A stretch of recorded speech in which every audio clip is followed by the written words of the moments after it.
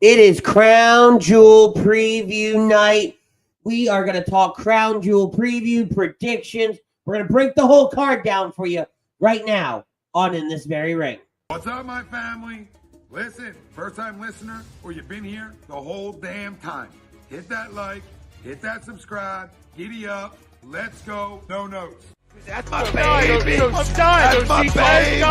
We're going at it at 110%. I just want 5 minutes of happiness, please. Just give me 5 minutes. And they scored! They did it! Slap. What the hell was that? Oh, yeah! What the f*** are you talking about? Welcome back, everybody. It is another episode of In This Very Ring, right here live on A2D Radio. Is that a fire alarm going off? Sounds like a backup alarm. You backing up? Ah, cute. But yes, no. That sounds like you're. They must be. Are they burning shit downstairs? I think so. Okay. Well, as long as my house doesn't go up in flames, my name is Ritz, and this is the Mayor of Toasty Town Butters. We are in this very ring right here live on A2D Radio. We will be joined in just a few moments by the man they call Chrome. He will be on later with us tonight. What? You are on your own, man. Pete, unfortunately, had a little incident with some seafood, so he will not be joining us this evening. But Pete, don't ever go around the seafood ever again. Yeah, man, what were you thinking? Like, You should have known better. man. Anyway. Fat guy rule number 1. No kidding. But we want to thank our sponsor, Alonzi Travel. Alonzi Travel specializes in creating the vacation of your dreams at Disney, Universal, or wherever your heart calls you.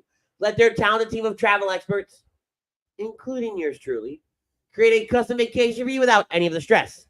Alonzi on over to alonzi-travel.com/take the trip to get in touch with myself or any of the other talented travel agents we have at Alonzi Travel, including Birds with Feathers' very own Chucks Moranin. All right, so Saudi Arabia is home for Crown Jewel tomorrow night. But I don't have my crown with me. Stop it. And it's always such a weird, it feels like for me, it always feels like such a weird event. Ain't what it used to be in the beginning. Well, even in the beginning, though, right? Like it was such a weird, and maybe, and at first it was because they were going to Saudi, right? And then it was placement. So it brings us to our topic of conversation, which is brought to you by our friends at SpecializedPhysicalTherapy.com. Crown Jewel has become a throwaway event. Agree, disagree. What do I mean by that? 3 weeks from now, I think it's about 3 weeks, is Survivor Series. We've already started laying the groundwork for Raw versus SmackDown. You have you have your Fall Classic, one of the big four, one of your longest running pay-per-views, premium live events, whatever you want to call them, in Survivor Series, but you're having to build for this Saudi show. So you're trying to do two things at once. Yeah, about 3 weeks because it's 2 days after Thanksgiving. Okay. The 25th. Okay. So has this event become a throwaway event? Because we know nothing's going to happen tomorrow. Well, some things will happen. We'll talk about it as we go through the card. But major things aren't really gonna happen.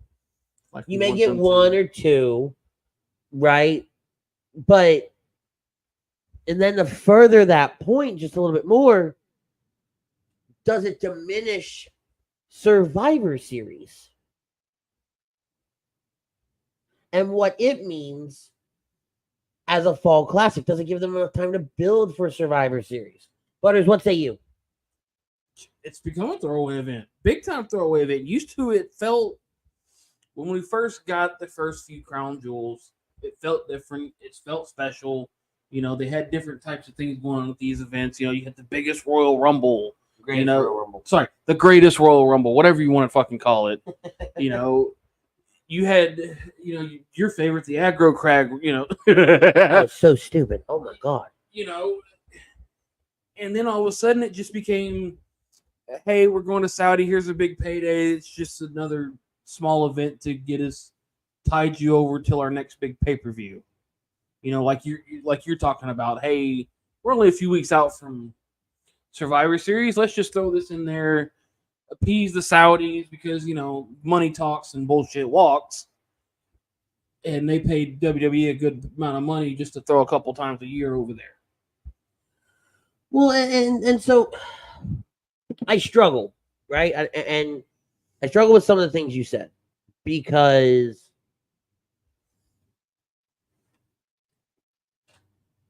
how do I word this? I don't know if it's all about the money anymore, right? I think at some point it was.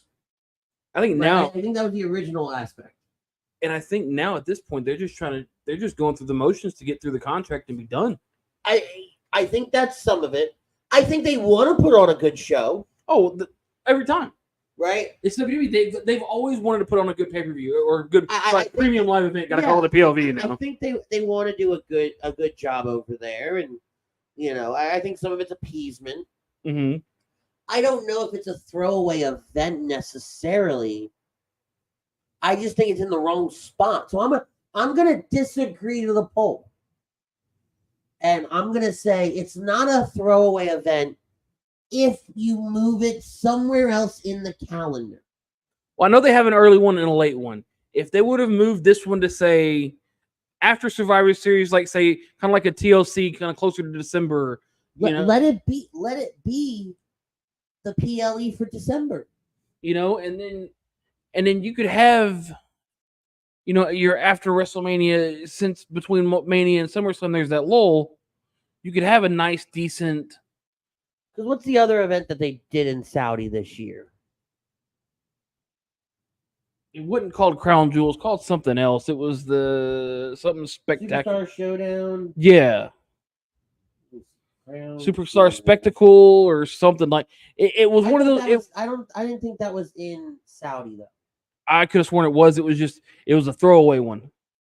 It was in Saudi, but it wasn't a big. They didn't do anything big over there. It was just to say, hey, we're fulfilling our obligation. Pay-per-view and live streaming. It's the Saudi contract. They did Night of Champions this year over there. Did they? Yes, it was Night of Champions, May 27th. That's right, because that's where KO and Sami Zayn went up against the Bloodline for the Undisputed Tag Titles. Okay, so again, yeah, there's your in-between, your two big, Yeah. And they've been doing 22 and 23. They've done 2. They did Elimination Chamber over there in 22, Night of Champions over there in 23. Always do a Crown Jewel. Yeah, Crown Jewel. Yeah, every single one. So you'd have to sit down. You have to look at the calendar, right? But I think you could move it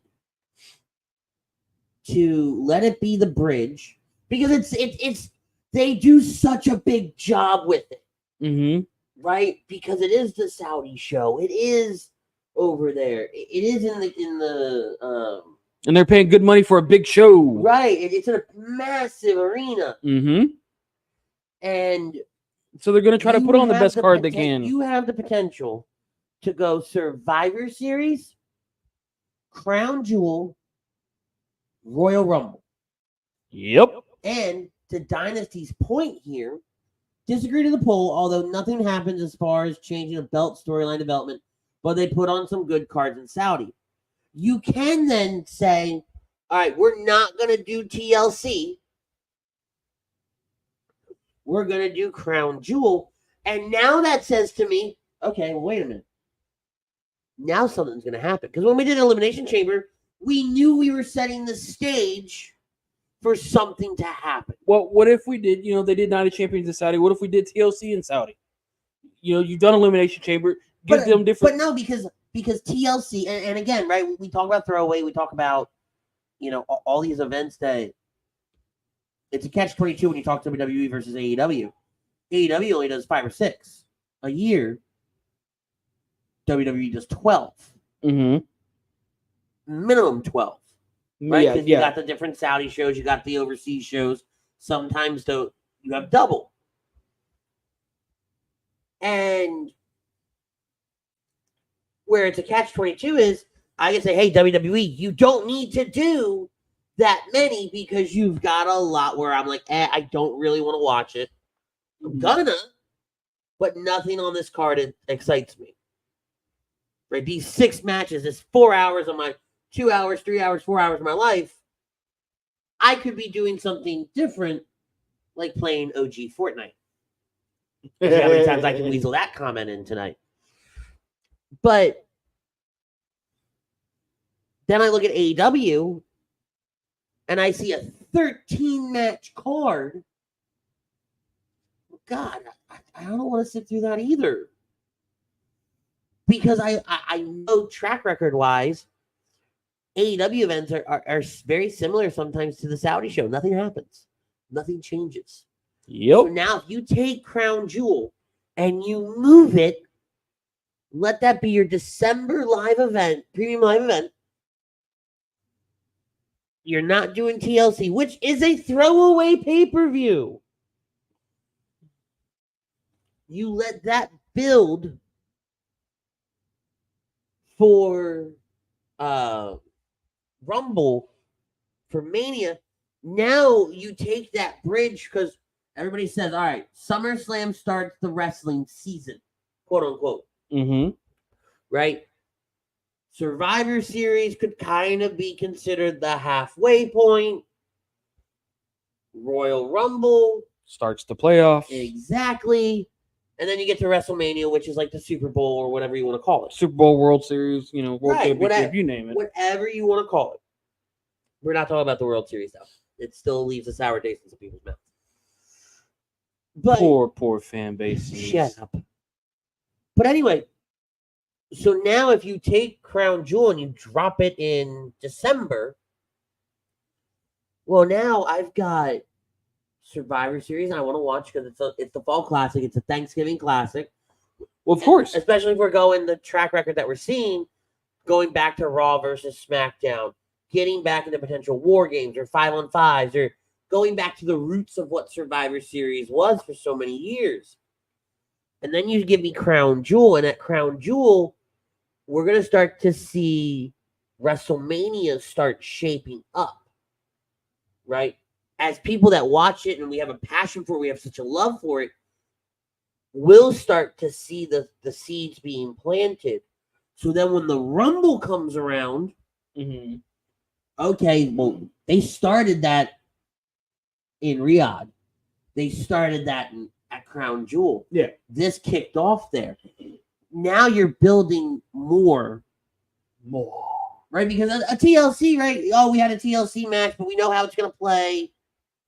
Right? It's the same shit, different day. Whereas you put in an event that is WrestleMania quality in the sense of production and hype for that market.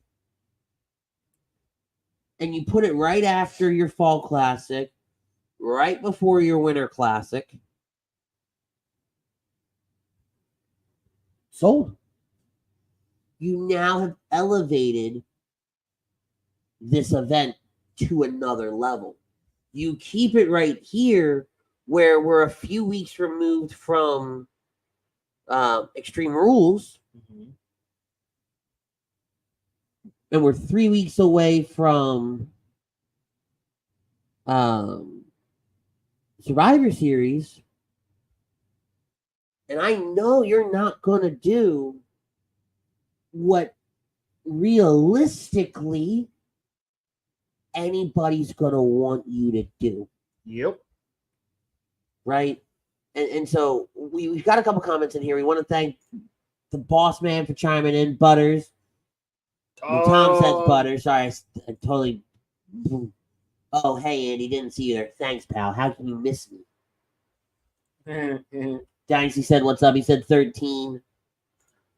Jake Friel says, what's up, boys? The man 23 says, SmackDown send-off was okay tonight. Well, it was taped. Last week. what did, and this isn't a shot, right? At the man specifically, but what did anybody expect from tonight? Roman segment wasn't half bad. No, it wasn't. But when you've got, But yeah, I agree. when you had the contract signing last week, I have no reason to watch tonight. I didn't watch it tonight. Let's play Fortnite. Don chiming in. What's up, fellas? What's going on, buddy? And Marcus Thomas from Pro Fan Talk is chiming in as well. What's up, Marcus? I mean, the only thing I really caught from tonight was the redneck version of his cousin That was comment. beautiful. I got somebody sent that to me.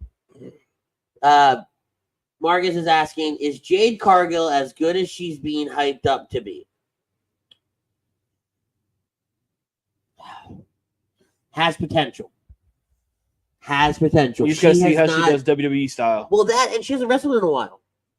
Yarp. Right? So what are we building ring rust? And that's a different question for, Well, she could for just another be time. working out, But Right. either ways, yeah.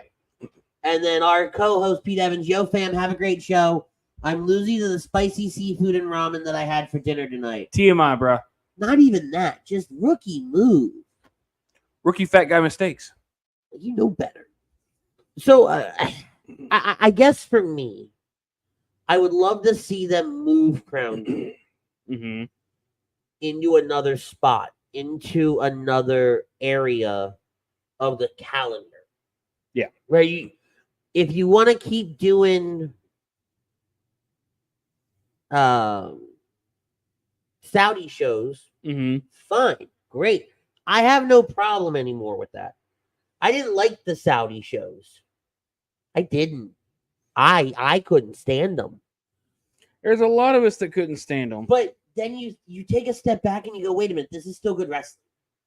Right? I hated them because they're on at noon on a Saturday.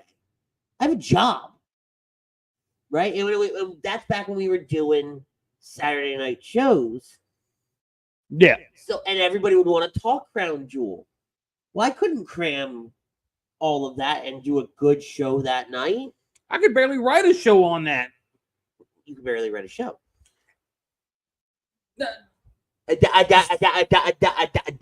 I was, you know what? I'm done with you. Whoop your ass The one of man these says days. Sammy wrestling JD on the Crown Jewel kickoff show is a slap in the face. We're going to talk about that. We're going to go into the card here in just a little bit. But we're going to definitely talk about that. Todd Womack, man, I haven't seen you in a hot minute. Todd says, Philly dilly, Mr. Womack. Dilly, dilly, dilly, dilly. The man says, I still think Jay will betray Cody at WrestleMania 40. Long-term storytelling, I think we're going to get into a little bit later on as well. And Dynasty says, damn you, spicy tuna. Oh, and Todd says, the spicy giving you the bubble guts. Yeah, it ain't pretty over there. Bubbly tuna. But I now that it's, well, and I'm also in a different position at work than I was, well, than I've been, right? My role has changed and everything like that. So it is a little bit easier to catch the show. You roll? Shut up. It is a little bit easier to catch the show. Yeah. But so I think I do have a different appreciation for it. Yeah, because That- you can watch it now. But there's not that pressure of so for me, it wasn't the fact that they were doing it in Saudi. I think in the very beginning it was. I was like, this is dumb. Right? Why are we going over there? Because it's also you looked at, and we won't get into it. We won't get into it. But you look at the political climate of things at that time. True. What the hell were you thinking? Money. Exactly. And we knew that. So That, contractual agreements and all that bullshit. yeah, so you knew all these different things. Now looking at it, now we're just fulfilling a contract. See. Which they could just show up, go, how y'all doing? Great show we're having here. All right, bye. But no, they, in true WWE fashion, they give it everything they've got. And everybody goes out there and puts it all on the line. And it feels, when you're watching it and you see the hype and the excitement in that crowd, it's hard not to be like, damn, this was a good show. Nothing happened, but it was a good show. At least that's my opinion, right? You're more than welcome to disagree, which you have, Yeah, right? Because you think it is a throwaway event. it is. I mean, I want events that, at least something happens. To me, it just events that nothing. Yes, it can be good and nothing happened, but at the same time, I want something to happen. Damn it, I want excitement. All right, so let me ask you this. We're going to get into the card. We're going to go to commercial here in just a little bit, and we're going to come back and we're going to really dive into some of the matches and things like that. Hopefully, Crone's here when we come back. I'd like to start I with... want the heart pumping, the blood growling. You just want your heart pumping, period. My heart does pump. Anyway, never mind. Let me ask... I was going to make a fat joke. Fuck it, everybody else does. I got called the Fatty Honda. Todd says, been in Poland, heading to Frankfurt tomorrow. Be careful. Be safe. I don't know what you're doing over there. It's none of my business. Just be careful. I've been called Fat Gandalf today. And Marley says, hold back on the Old Bay next time, Pete. Oof. Damn, man. But, all right, so tomorrow, I'll pick an easy one. Jade confronts Rhea. It'd get me pumping. Phrasing. Yeah, I probably could have said But that better. Jade confronts Rhea. Is it still a throwaway event? Possibly. Something big has to happen. That's not big?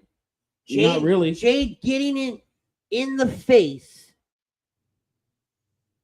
of the women's world heavyweight champion in the ring, nonetheless, and essentially making her presence known. If you were to give me Jade and maybe a title change, I'd be fine.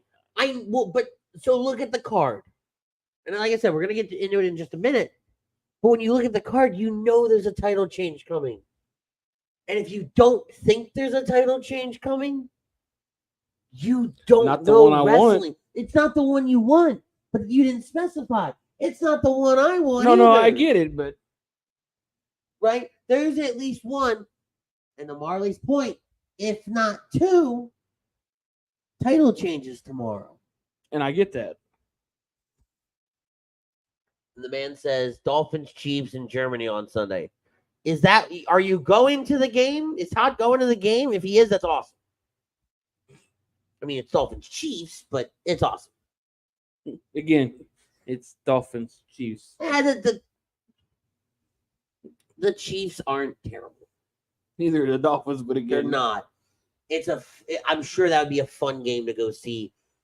In the sense of you're over there. I don't know what Todd's doing over there. I don't know how long Todd's over there.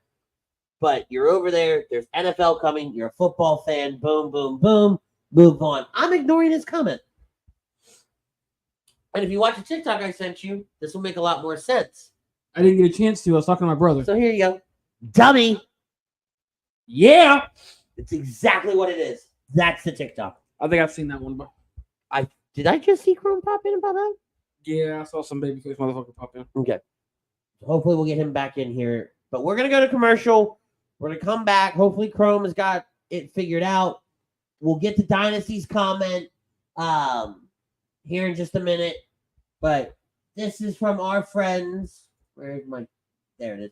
From friends at Royal Billiards. We'll be back right after these messages. We're going to get into Crown Jewel. Royal Billiard and Recreation, proudly celebrating 40 years and our new, bigger showroom. Twice the size and twice the fun. More pool tables by Olhausen. More dartboard sets, including custom reclaimed backboards. More bar and kitchen stools that can change a room. And more bars, including pre-built and custom. Hot tubs, skee ball, shuffleboard, outdoor, and fun.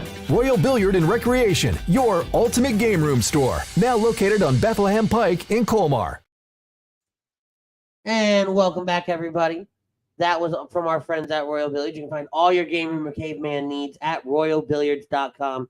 At this time, ladies and gentlemen, we were going to jump right into Crown Jewel preview and predictions. But first, ladies and gentlemen, it is an A2D Wrestling original.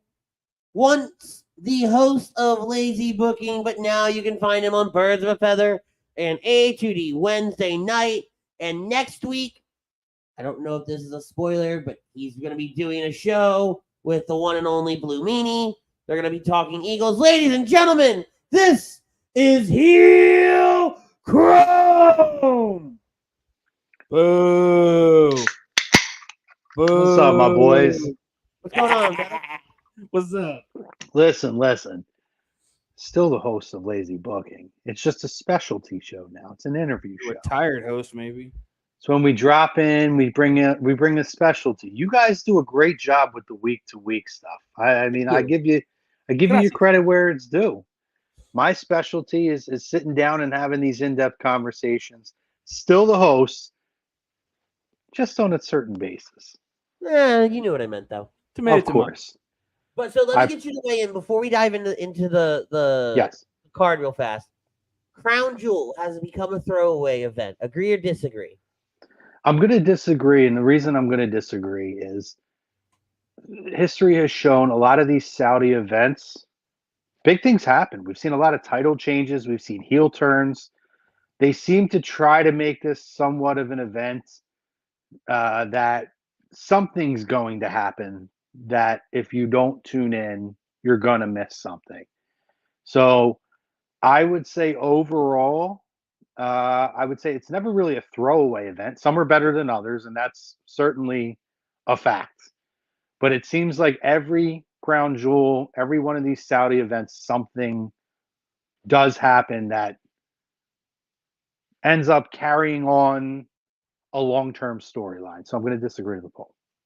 Yeah, see, I disagreed with it just in the sense of one, kind of what you said. I would like to see it, though. I would like to see it in December. Right, just move it, right? Because it now you're scrambling 3 weeks to put together Survivor Series.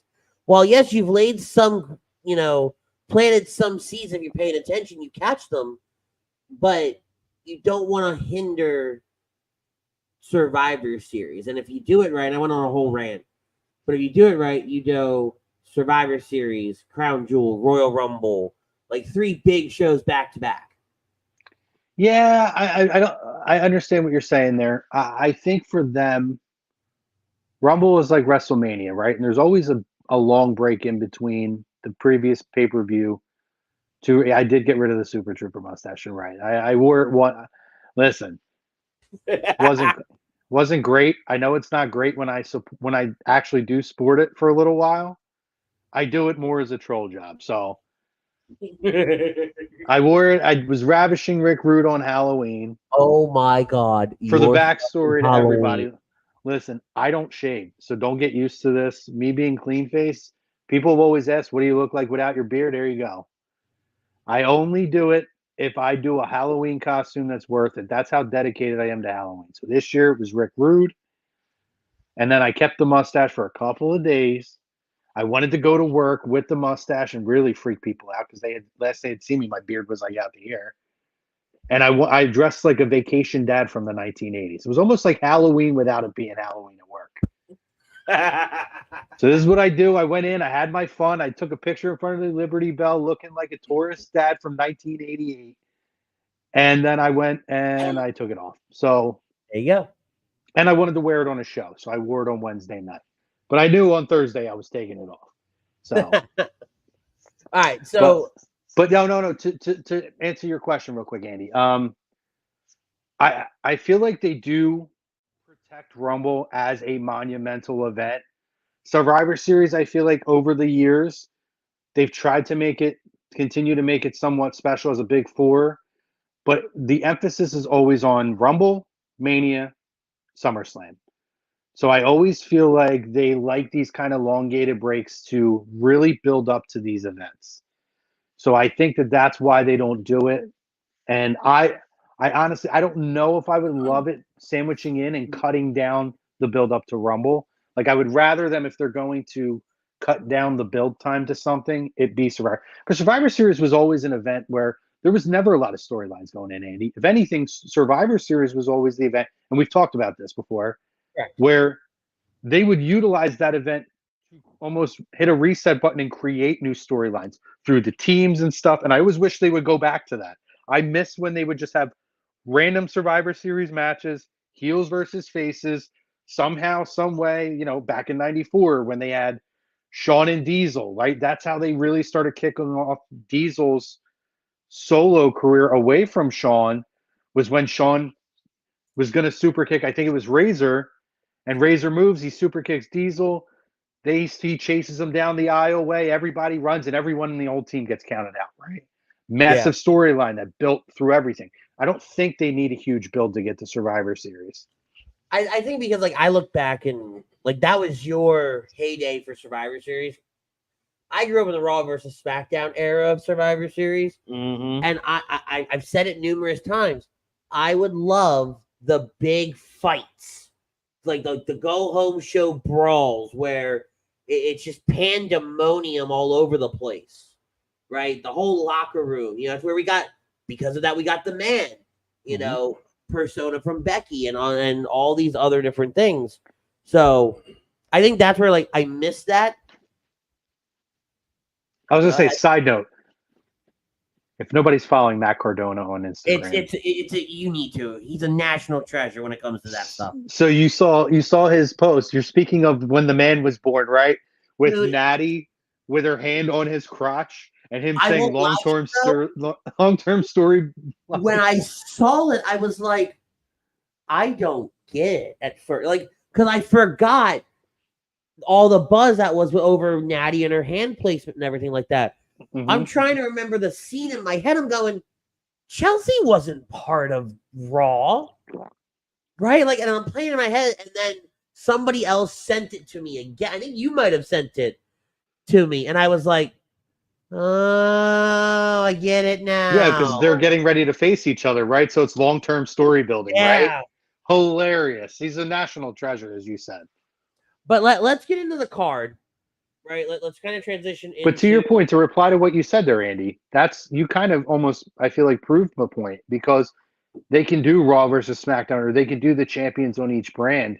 You don't need to do a long-term story build to that to get matches that are must-see. You could fit that in 2 or 3 weeks. You know, you got everybody chiming in. Survivor Series is falling apart since first brand split. It's now number 5. Money in the Bank's number 4. I don't disagree with that sentiment. I don't either. NXT PLEs are actually more exciting than the WWE ones. I'll disagree to that comment. Seaman, the only thing I'm going to say to you, buddy, you seem like you're a guy of our era, my era.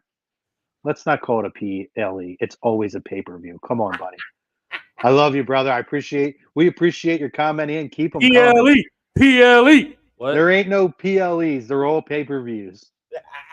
If I'm still paying my whatever it is, $11.99. Well, I guess it's on. I gotta pay to view it. I don't even know what. I don't even know what I pay a Peacock. I guess $4.99. I pay for the commercial free, whatever that is. I'm still paying to view it. Yeah, exactly. You're still paying, so it's a pay-per-view. So let's get into this card, and it was brought up earlier in the night. Sami Zayn versus JD McDonagh on the pre-show. It was said that that's a slap in the face to Sami. I don't agree to that comment. Let me see if I can find the comment. I saw it up here a little bit. Aha, here it is. Yeah, Sami wrestling JD on the Crown Jewel kickoff show is a slap in the face. I don't think so. It's Sami's first step in his crusade to take down the Judgment Day. On no disrespect to JD, on the low man of the totem pole of the group, Sami should win, right? Beat him, move on. It doesn't deserve a spot on the main card. I don't think it is either. I mean, listen, at the end of the day, this is what we talk about. There's only so many spots. There's only so many storylines, and to your point, there's a build to this, right? To me, pre-show or whatever, Butters, I don't see. I mean, we see AEW does this all the time. We've seen Sting on a pre-show before. We've seen Phoenix and who's that? MJF and Adam Cole, didn't they win the tag titles on their pre-show?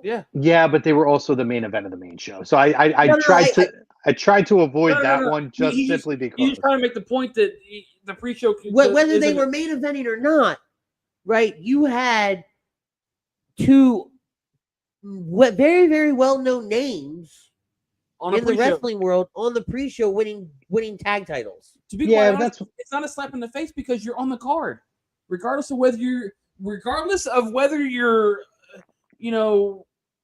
pre-show, post-show, during the show, you're on the card. You're still getting paid to wrestle. Yep. So again, the theme, and thank you for chiming in, buddy. Seems like you got a lot of comments going. Keep them coming.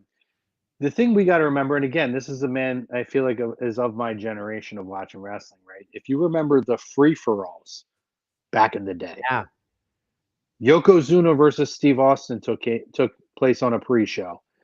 If you remember the old Survivor Series when they had The Rock made his debut as like a pre-show. The free-for-all? No, Sunday Night Heat. Remember, because Sunday Night Heat was every Sunday Night Sunday. Heat was a lead-in pre-show, basically. Did a lot of pay-per-views, yes. Yep. But prior to that, they did the free-for-alls. A lot of stars. Yokozuna was a multi-time world champion. Appeared on the pre-show. It's one of those things where there's only so many spots on the main card.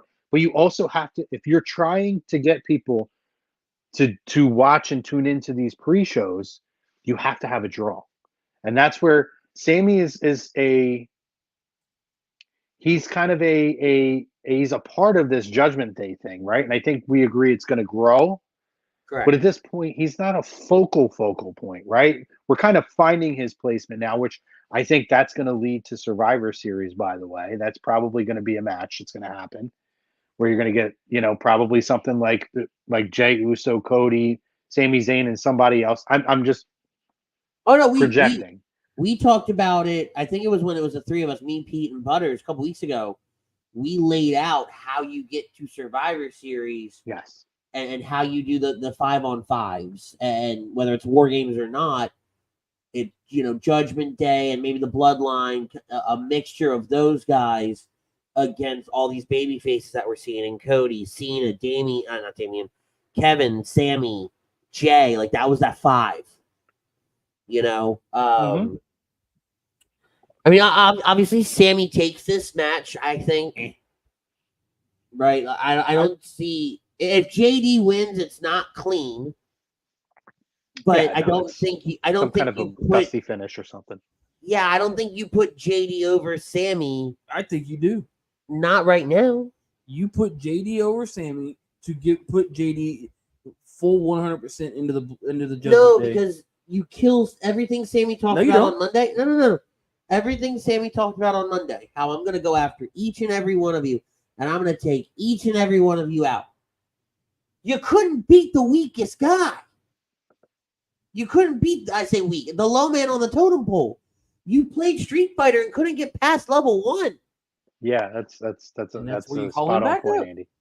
But you didn't call. And again, we'll use Street Fighter because I'm in love with Marcus Thomas's idea for Pro Fan earlier this week, where he had the whole Street Fighter thing going on. So that's where my mind's at. You didn't call in for backup playing Street Fighter. You went back and did it again. Right? But you can't do that right now. Not if you're going to build this and lead this into Survivor Series. You don't. Right? Now, Monday night, JD wants to get revenge on Sami, and then you want to build into getting back up. You have the whole Judgment Day attack because Damian's on the card. Right? Mm-hmm. Balor's not on the card. Get this back open. Yeah. So Damian's the only other one on the card. So maybe, right? Maybe, but it's not a clean win. It's not nothing like that. And do we even know if Balor and Dominic went? I don't have the intel on that. I don't either. I didn't ask. I didn't care to ask. I did talk to my source. I did not ask about that. Okay. All right, so let's move on. Another singles match: Cody Rhodes, Damian Priest. Cody. Yeah, I mean, I think Cody goes over here. Same. I think this could be a big night for Damian Priest, though. I do too. I think this is early. I think this might be match 1, match 2. Let him rest up, build into, because I think your halfway point is that World Heavyweight Championship match. What is the formula for Money in the Bank cash-ins? Typically, like 80% of the time, you lose early in the night.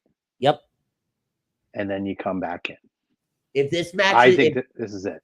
If this match kicks off the night, which I don't think they'll do, because historically they've been kind of starting with something, like a championship match, like Logan Paul Ray may open the show, something like that, right? I think within the first 2 or 3 matches, maybe. Yeah, exactly. That's what I'm thinking. Like match 2. I think it'd be match 2 more like you might can open with the women just to get the women in and out.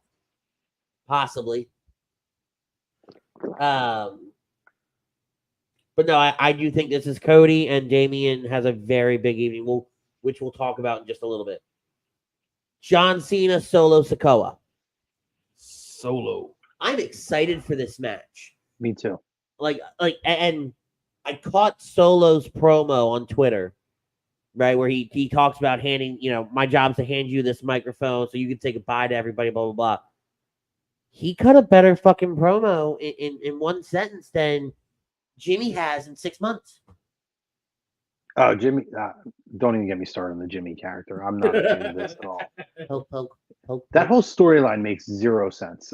This whole thank you. I'm out of the bloodline, and then I'm gonna screw my brother over because I don't want you to become him. But then you're like literally without any build to it, kissing ass to get back in. It makes no sense. I think it would make more sense if it's leading up to him screwing Roman somehow.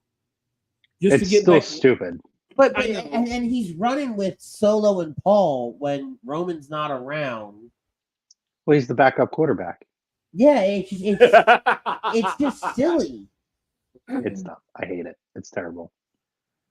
And really, I don't have a problem with them taking the titles off of Cody and Jay pretty quick. I think they wanted to have that moment for them, whatever, in that last pay-per-view.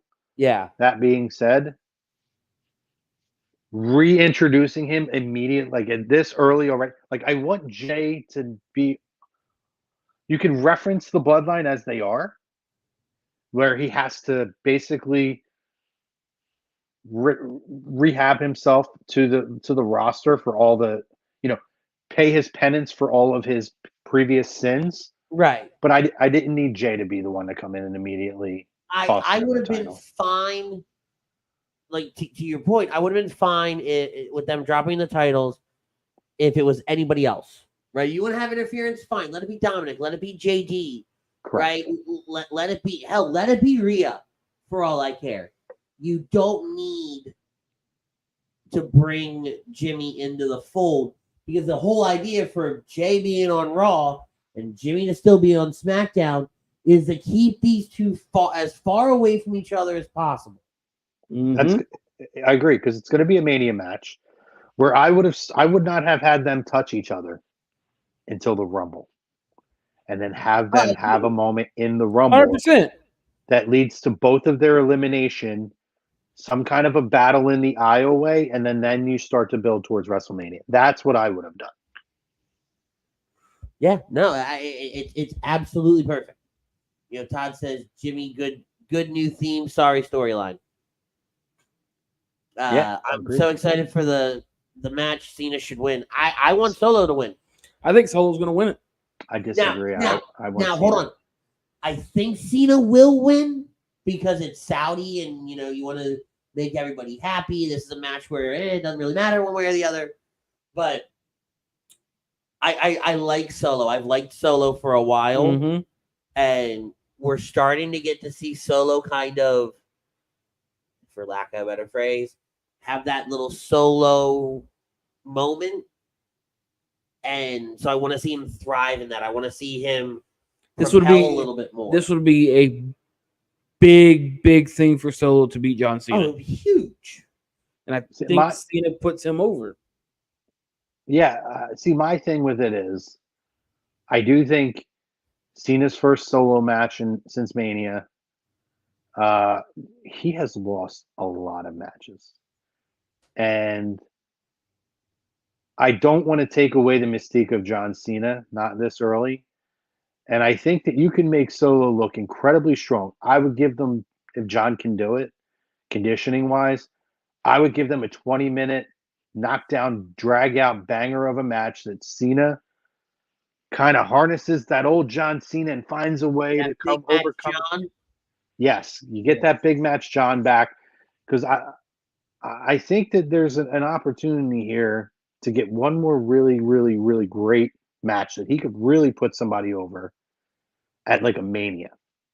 And because I think he's done after Mania. This is my personal opinion. I think that there's a reason why Hunter is emphasizing the, appreciate it while it's here. I think he's done, and I have no problem with it if he walks away and never actually steps foot in the ring again. But I want that moment to be really, really important. And if he continues to lose getting there, I feel like the value is gone.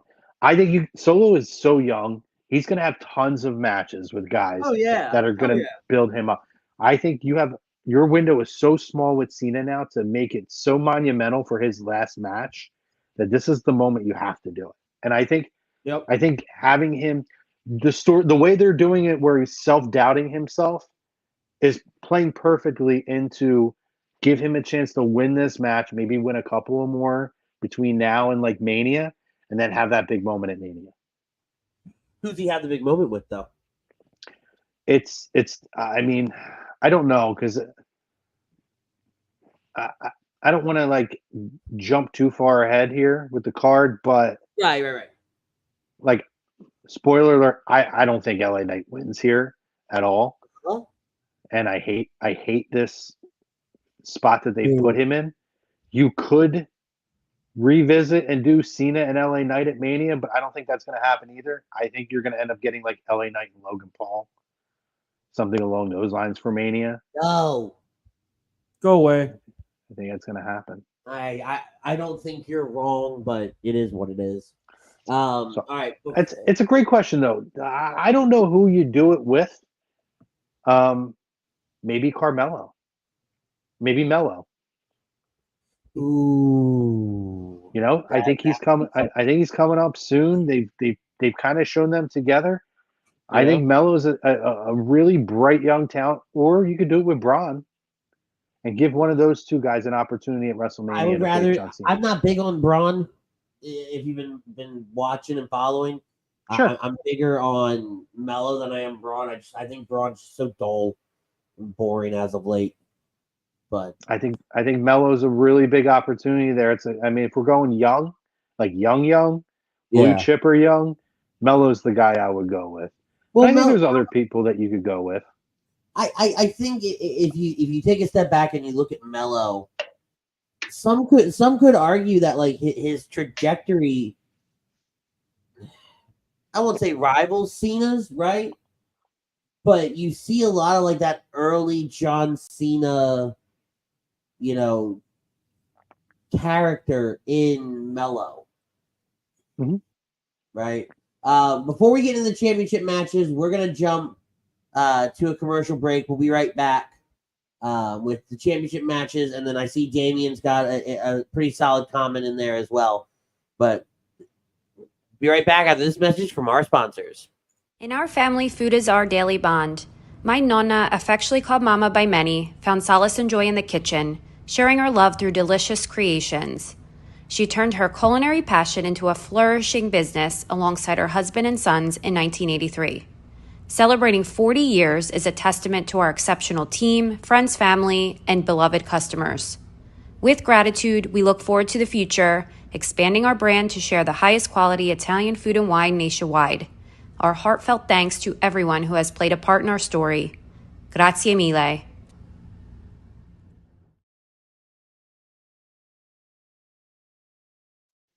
This is easily one of my favorite commercials that we have. Yeah, because it's about food. Duh. It's an incredible. That food is phenomenal too. By the way, is it? Because they ship, so like I keep saying to myself, I'm gonna jump online and order some stuff, and I never get around to it. But that's Carlino's Italian food. You can shop online for gourmet cheeses, meats, olive oils, and gift baskets. Holidays are coming up, so elevate your dining with Carlino's Gourmet Italian Deli. Discover the taste of Italy now. Get special someone in your life a wonderful basket, and then tell them to make you pasta. Damn. Tell me how you really feel. Oh, it's so good. I'm telling you. You know, I did want to say. You trying to say tell someone to get in the kitchen, huh? No, I'm saying someone feed me. I don't care who it is. I don't give a damn. I'm going to give you my 3 names here for John Cena, by the way. Okay. One is not going to happen because he's gone now. If you were to sit here and tell me who do you want to see John Cena face at WrestleMania 40, potentially a last match. Right. Carmelo is one of them. Okay. I would have liked to seen one more. I'll give you 4 names actually. Edge would have been a really great match to get that one last time between Cena and Edge. Randy Orton is another one. Well, yeah, that's Dynasty right here. Let's see if that's the case, it should be Orton. Give him the one-on-one at Mania they never got. Maybe double retirement. Yeah, they never had it. Well, I don't think Orton's retiring it, but they never had a one-on-one. They did have a triple threat. They never had a one-on-one. Would love Which that. is astonishing. Yeah. Yeah, it really is. And the other one that we're not going to get, but man, I would die for. I mean, you could even close a show with it. Be Cody. Cody is like the modern day John Cena. Give me John Cena and Cody match for just for a moment. He has it right there. That was when we were in commercial. He said, "I'd love for it to be Cody." There you go, Dynasty. I agree with you, bud. I don't know if he jumps in on HD Wednesday night or anything like that. Some of the stuff he comes up with is so Dynasty's on every show. I love Dynasty. Appreciate you chiming in, buddy. Yeah, he always comments on me and Tom arguing. Oh, who doesn't? But let's get into Damian's before we do the championships. I have a theory. I see somebody interfering in the Cena Solo match. Just when Solo tries to do the spike, I see Umaga's son make a surprise appearance and challenge Solo to a fight. If they were stateside, maybe. And I don't see it happening anytime soon. Maybe. No, I think he's having some personal issues right now. Well, didn't he just request his release, though? No, that was some other Samoans. Okay. Not gonna lie. It's hard to keep track who's related to who. Well, 9 out of 10 times they are related to that family. Right. It's just who. Like Samoa Joe's like the one who's not related to that family. It's crazy. The one guy in the entire professional wrestling world, not related. And I'm not even saying that. It's not even a stereotypical thing. Literally, every known Samoan wrestler is related to this family, with the exception of Samoa Joe. The only guy with Samoa in his name, too. Exactly. The guy with Samoa in his name is the one that's not related. Well, let's jump into the championship matches. Let's go Logan Paul, Rey Mysterio for the United States title. God, I'm going to be so mad when this happens. Logan Paul. Yeah.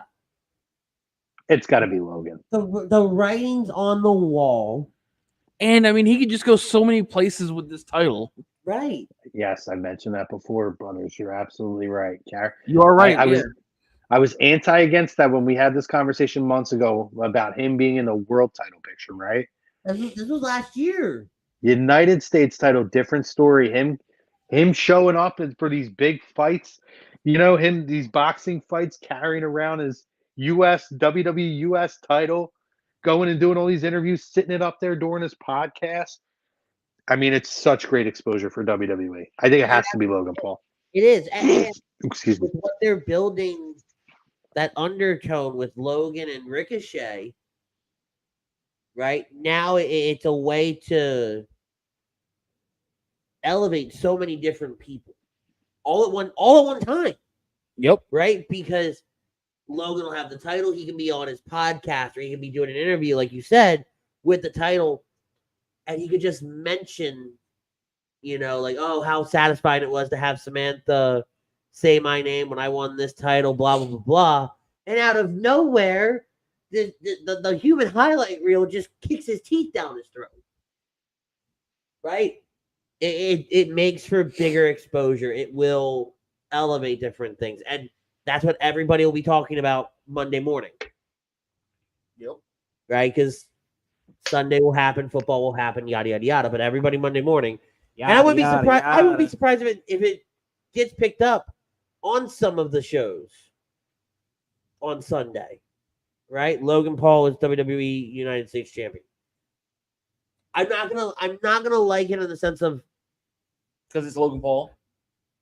I say that I like him in the ring. I think he's good in the ring. I think he is. You just don't like the personality. I don't like the personality. I think he's a prick, and that's not even like he's not even a character.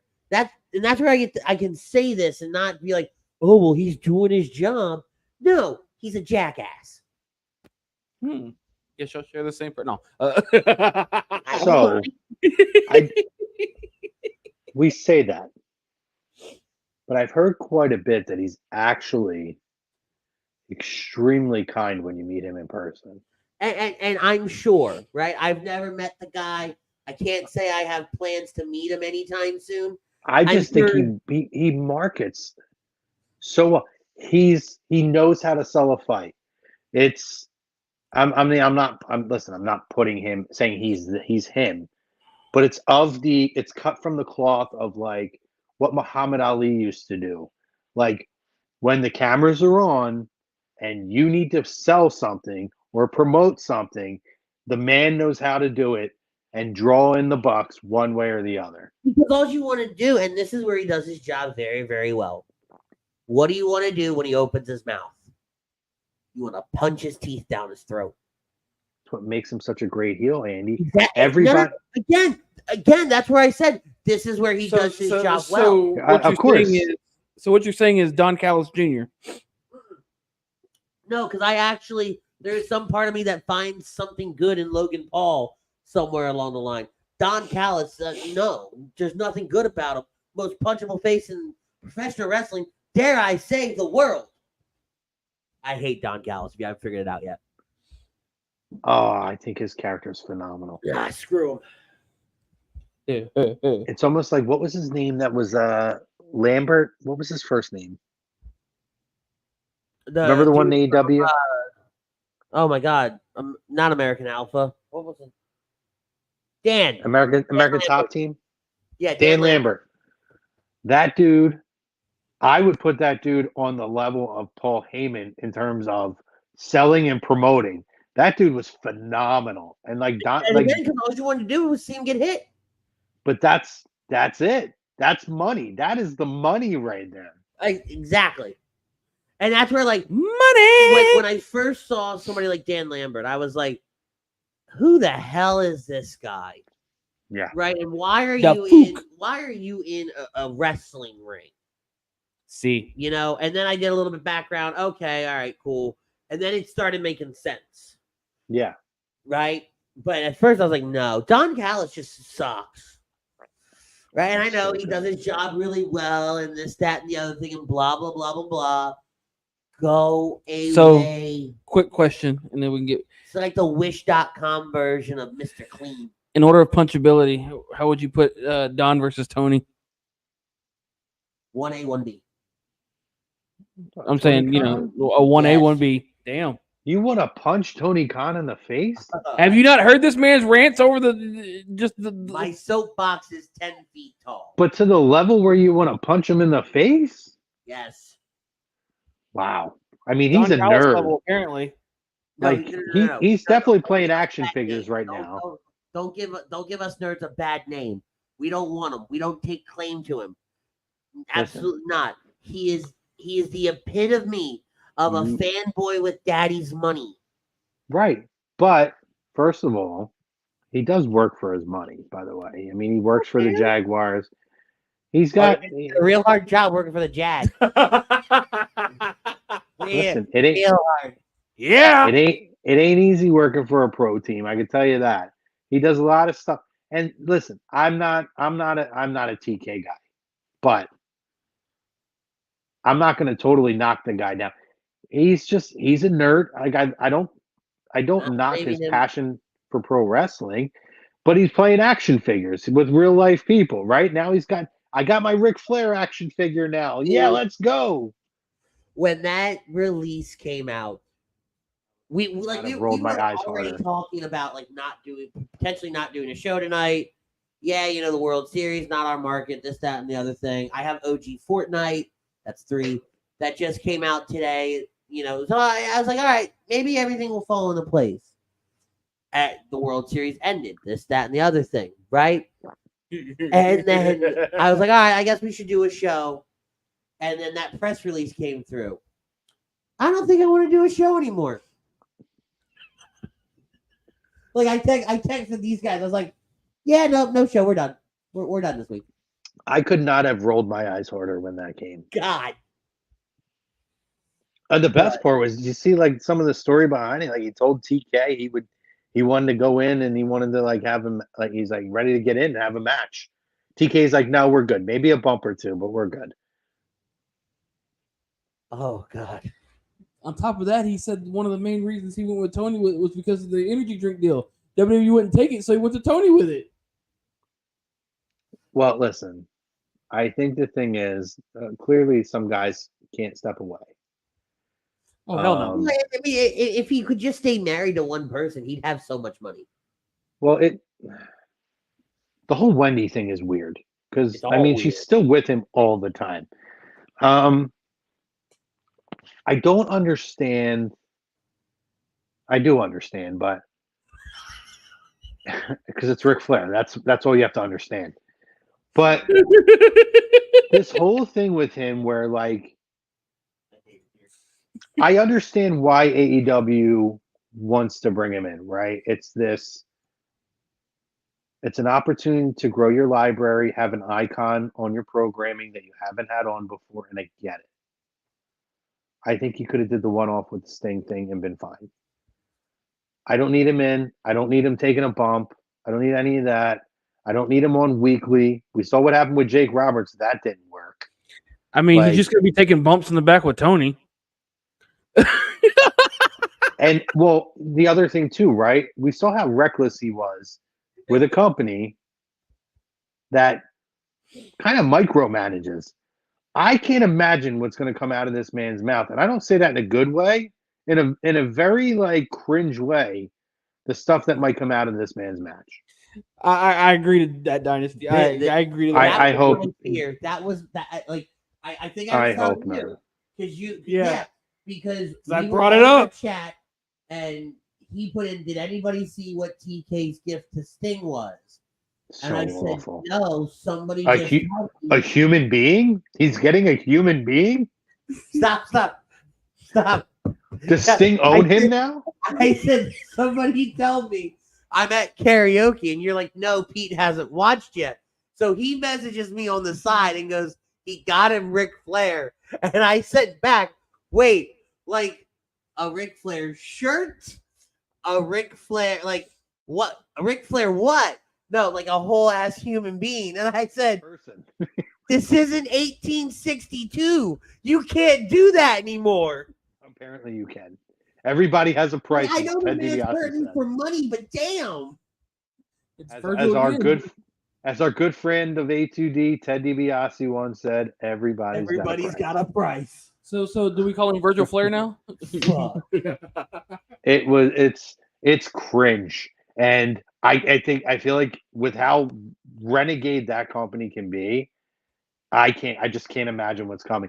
And like, it's a train wreck. Like, it's not something I want to see, but I won't be able to turn my eyes away from it. Like, I'm so scared to get on Twitter because I now have karaoke on Wednesday, so there's no shot I'm watching Dynamite. But like, if you put a live mic in his hands, I'm so terrified at what could happen. Well, over under 4.5 months, Ric Flair gets himself canceled. I'm going the under. I'm going the under too. I think I'm just going to go the over just for it. I think, but I thought you were going to say over under Ric Flair's going to get busted open. Oh, I mean, did anybody watch the Ric Flair's last match thing? I couldn't. Okay, so I bought it. Because you got StarCast with it. So I bought the whole weekend. Dummy. Decent pay-per-view. If you watched him in a tag match, try to wrestle a match, it was horrendous, egregious. I heard an it was bad. abomination. I mean, he was like sucking. I thought he was going to have a heart attack. He was rough. Like I don't like. I get it. To your point, we're getting way off topic here. We're gonna bring it back here in a second. Yeah. But to your point, right? You said some people just can't walk away. You think back to he had such, and I bring this up every time somebody brings up Ric Flair. He had such a tremendous send off in WWE after WrestleMania 24. Like the only televised retirement ceremony with bonus footage after, which still is a great watch. And then to go on and see what he did after that. Dude, right? Like, I would have been okay if he was still an on-air personality in the sense of, I'm going to be a manager. I'm going to go do commentary. I'm going to pop in for the random interview or the random, go get him, buddy, you know?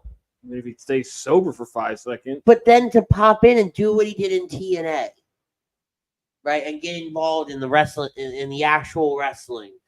And then what he's done along the independent scene. And now he's here with AEW.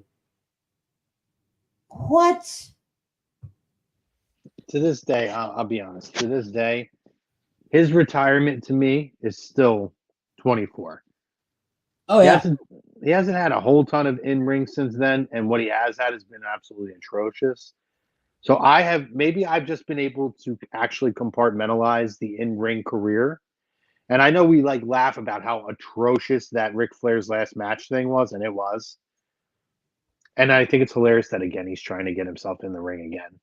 Like, fucking dude, hang him up, dude. The man, no. The man is gonna die in the ring. I honestly believe he wants to die in the ring. You might be right, Butters. You might be right. But if it's like if I go out, I want to go out in the ring. Fuck it. You might be right. And I know we're going to circle it back, but I'll leave it at this.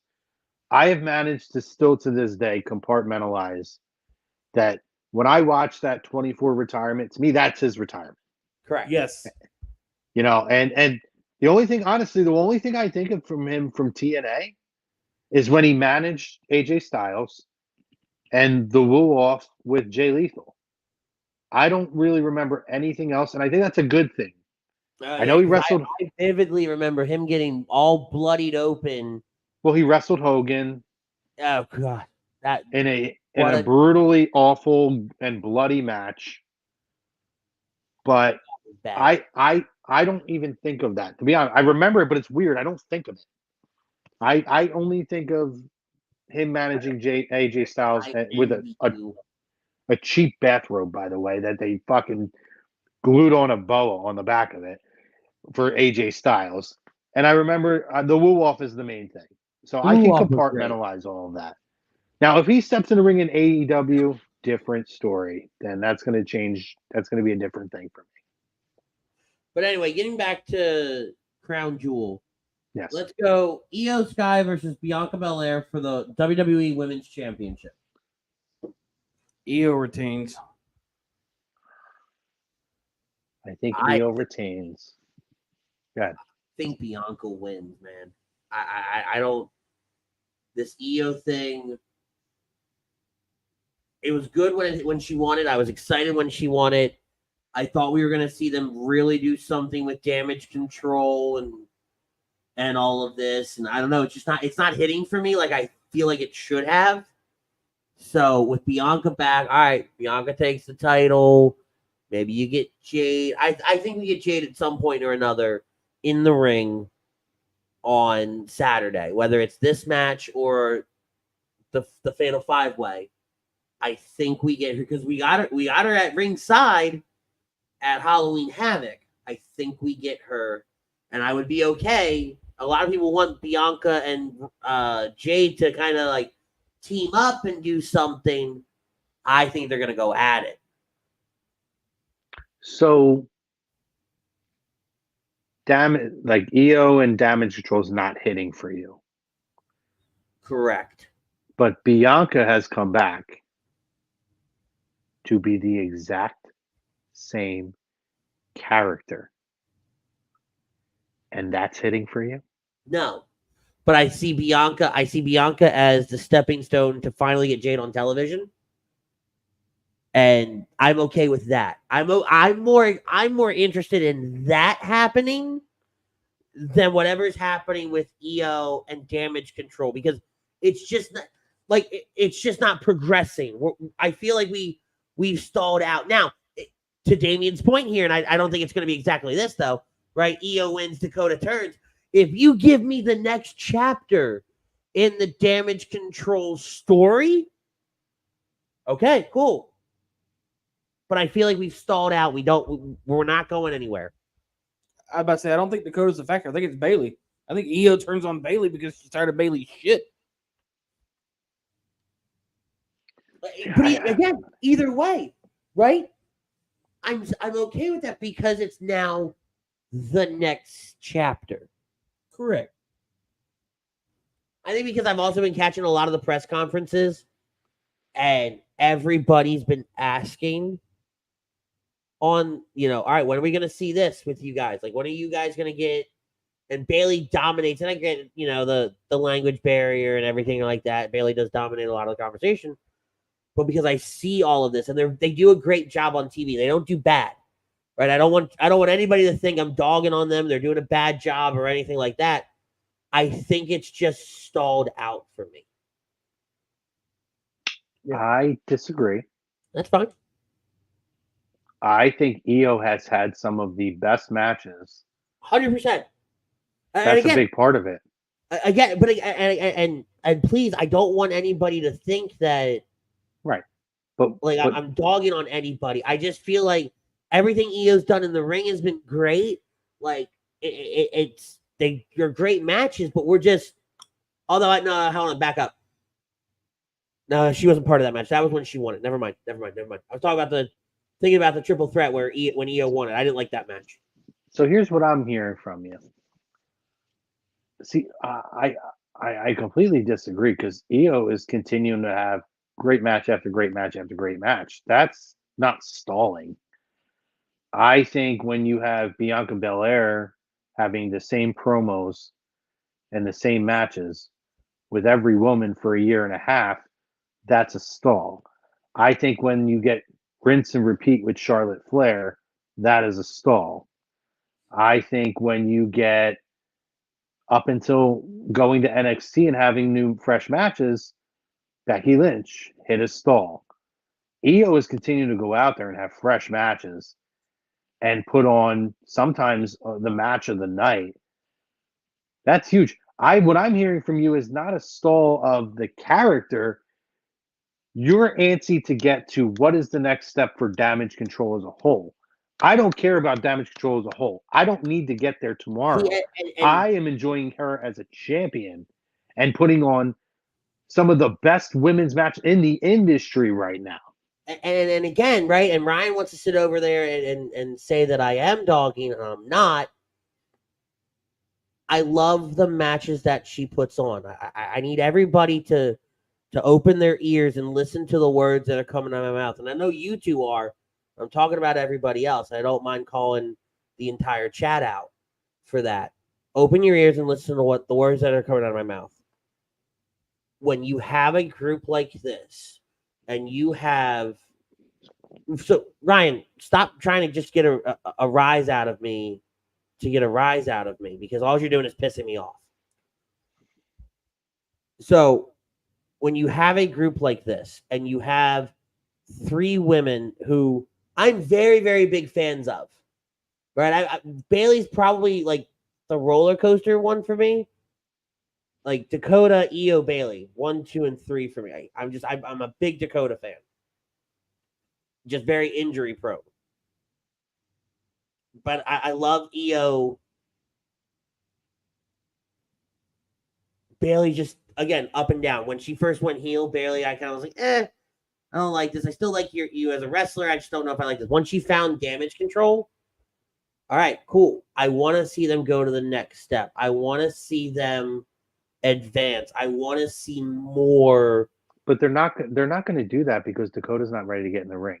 The next step doesn't come until she's healthy. So right now it's It's doing what you need to do to keep the group together and interesting. And I get all that. Sorry, he keeps bringing up we're from the same town. I don't give a shit. I really honestly don't. That's not that has no play here. I like the matches that I get out of EO. I enjoy them. I look forward to them. Right? Bianca, Charlotte, Becky, the three names that you mentioned as far as stalling out. I don't disagree with any of that. But I don't see them putting Jade versus EO. And let's call it the overarching factor of what it is, right? What all this is. I'm more focused on where the hell is Jade going at this point? Because at this point, I'm tired of it. And it gets brought up every time we do a show. Right? Where is Jade going? What we get on TV isn't bad. Right? Like I loved it at Halloween Havoc a little bit that we got. Right? I love what they're doing. It's smart. But at the same time, I'm like, all right, get the hell in the ring. I want to see you wrestle again. They're not rushing that though. So the thing is, this is where watching AEW comes into play though. Hold on. Because this is where I have to respond to that point because it's a fair point. I know what you're saying, but she needs to work on her in ring. Wrestling on AEW, you can get away with. And listen, I love her. The character is amazing, and the work ethic is there. She's going to get there. And when Cody signs off on somebody, I believe in it. However, she's a little rough. She's a little rough around the edges in the ring. When you're on WWE television, you need to be at a much better level. They don't want her to come in with an expectation, and then she's Dana Brooke in the ring. And I'm saying this wholeheartedly. So you don't want to lose the mystique of, oh, we signed this girl, and then you don't see her for 5 months. So if you tease it, it is a slow burn, but this is the old style of let's run vignettes, but they're doing it live. Where slow burn, remind people this is a huge name, but they're giving her the time to work on her craft because she needed some work. Let's be honest. So what they're doing now, they're not going to rush this. And honestly, I don't want them throwing her right into Bianca Belair. That's a Mania match. That's a Mania match that we don't need to see them start to get to right away. We don't need her to appear against Io. Io has plenty of time to be champion. So my point I'm bringing that up is like, I get what you're saying. Like, I almost feel like the point you're making, I get where your point's coming from. You're trying not to knock her, and you're not knocking her, but in a weird way, you kind of are indirectly because you want to get to the next step of damage control. And I agree with you. I think if Dakota wasn't hurt, damage control would have been done by now. But the reality is she's still hurt. She's still not ready to get in the ring. And I think she is a pivotal point to get to the next step. So they are finding ways. And I think Bayley's still been an MVP. I agreed with Triple H and the scrum they did. I don't think it was either last pay-per-view or the one before. I think she's an MVP. And her role now, phenomenal. I love her now. And that's what I said. Yeah. When she got with damage control, the heel character really fit her so much better. Yeah. Than when she was by herself. I just feel like you're, and again, I get where you're coming from, but I think what you're maybe missing on your own side, maybe just because it's how you feel and you're not seeing it as hearing you talk it out, your desire to see that storyline advance for uncontrollable issues now because Dakota's not ready to go is making you a little discontent with what's going on. And then your desire to also stop having people ask about Jade every week, which, by the way, guys, keep asking because we love that in the chat. Whatever you want to ask. No, I love the chat. No. I know you do. I know. But I have no other answer for you. I know. But two things that are out of control, but there's other factors that have to include in, and it's almost like you're like, well, I'm over the EO thing because I want these two things to happen and they haven't happened yet. But you're also talking up why EO's reign's been great because you're like every match is phenomenal. and we're getting new and fresh matches. It's such a catch-22. Almost it is almost contradicting opinion on it. Yeah, right? like Io's not stalling. Just the other two outside factors are stalling. Word, right? We're just another big thing for me, and we see it now with a lot of the championships. We talked about this last week, I think it was. The other than the United States title, all the titles are on very, very long reigns. And like Roman's is fine, right? Mm-hmm. We've kind of accepted Roman's at this point. Yeah. But I thought the whole idea for Seth's title was to have other people at the mountaintop. Why Shinsuke didn't win any of that doesn't make any sense to me. The Drew thing, I'm like, what? That's weird. When you were just doing the Baszler thing, why Baszler didn't win it didn't make any sense to me. Right? Like there are so many, and then Baszler made 100% sense to me. I do think they might have missed an opportunity with Nakamura. But then you look at Gunther's title reign. Well, again, while I get what you're doing in the big picture scheme of it, okay, I think you missed an opportunity with Chad Gable. So I don't think that's a missed opportunity. You don't think so? I think that's the end game. Maybe. Like they still have Gable saying, I'm going to be the one. Even though they've gone away from it temporarily, I ultimately think Gable is going to be the one to take the Intercontinental title off. Okay. See, I must be missing that because I don't get to catch Raw live, so I get some of the chopped up versions of it. Yeah. So there has been times where he's said, you know, he's doing whatever, and then he says something along the lines of like, I'm going to earn my way back, and I'm going to be the one. Don't think I forgot about you, Gunther. I'm going to be the one to take the title off you. Yeah. So I think they're getting to that. And Rhea is starting to get to the point where I'm like, okay, point me in a direction. I get the Judgment Day stuff is great. I don't want these titles to become. I love the fact that we have storylines that can exist without the titles being a big point of it. I don't want the titles though to ever feel secondary. Like they don't. Yeah, secondary, like they don't matter. Right? That's because why have them at all anyway in the first place? Yeah, I mean, I don't think that Rhea's title feels that way. I mean, she's gone through a lot. It's getting there for me.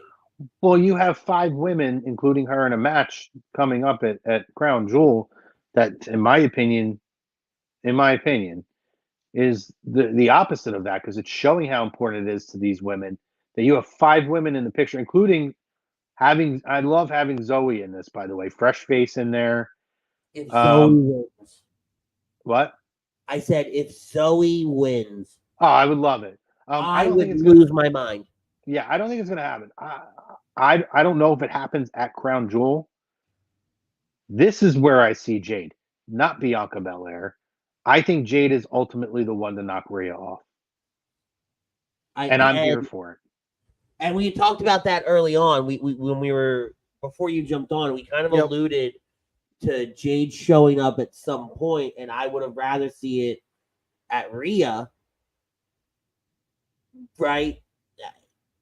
Take it or leave it, though. I just want to see Jade. Again, it goes back to I just want to see Jade at this point. I want to see the next evolution. I don't think you get Jade until Rumble. Fuck. You're probably right. Fuck. And I personally think they're going to put her on whatever brand Cody is on. As a comfort level, which it might be Raw, or by then it might be SmackDown. Who knows? I don't disagree with that statement either. I think it's a comfort level for her. Because she comes from the Nightmare Factory. Cody was obviously a huge influence on her. And to bring her into WWE and their style of things, I think that'd be really a huge thing for her in terms of integrating her And right now that's Raw. And we need fresh faces, I think, to go after Rhea. You know, you brought Nia back, and I'm in the minority, even though I'm not a Nia Jax fan. I think so far she's been pretty solid, and she hasn't injured anybody horrendously yet for the most part. So I haven't been opposed to this whole Nia thing. Her ring gear is 1,000 times better, by the way. Oh yeah. I just think that's the opportunity for Jade, and honestly, it may not happen till Mania, but I think that I think Jade wins the Rumble. I'm going to just say that. And if that's the case, I'm fine. I'm fine with it. Right? Sounds good to me. But let's go to the next one. Let's go to the Fatal 5-Way. Let's go to Rhea versus Nia versus Shayna versus Zoey versus Raquel for the Women's World Championship. You think Rhea walks away with the title? No. Enlighten me. Enlighten me too, because I think there's no chance she loses this match. I mean, it's a Fatal 5-Way. Anything can happen. I think she loses the title. It's still real to him. Oh, boy, you best believe it, damn it. You know, actually, you do kind of look like that guy. Jesus Christ. He actually kind of does. Where's Frank? If he shaved his beard off right now, oh my God.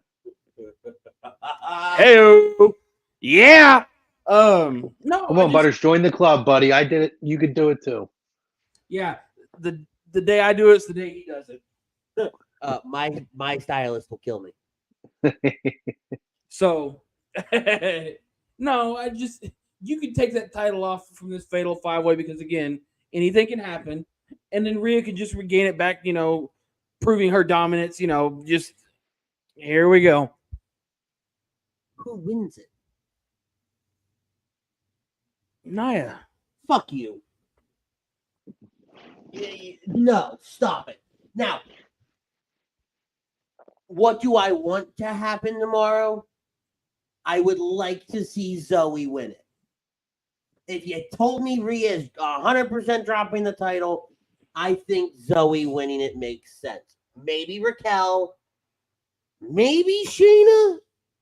Maybe Nia's like mile in a galaxy far, far away.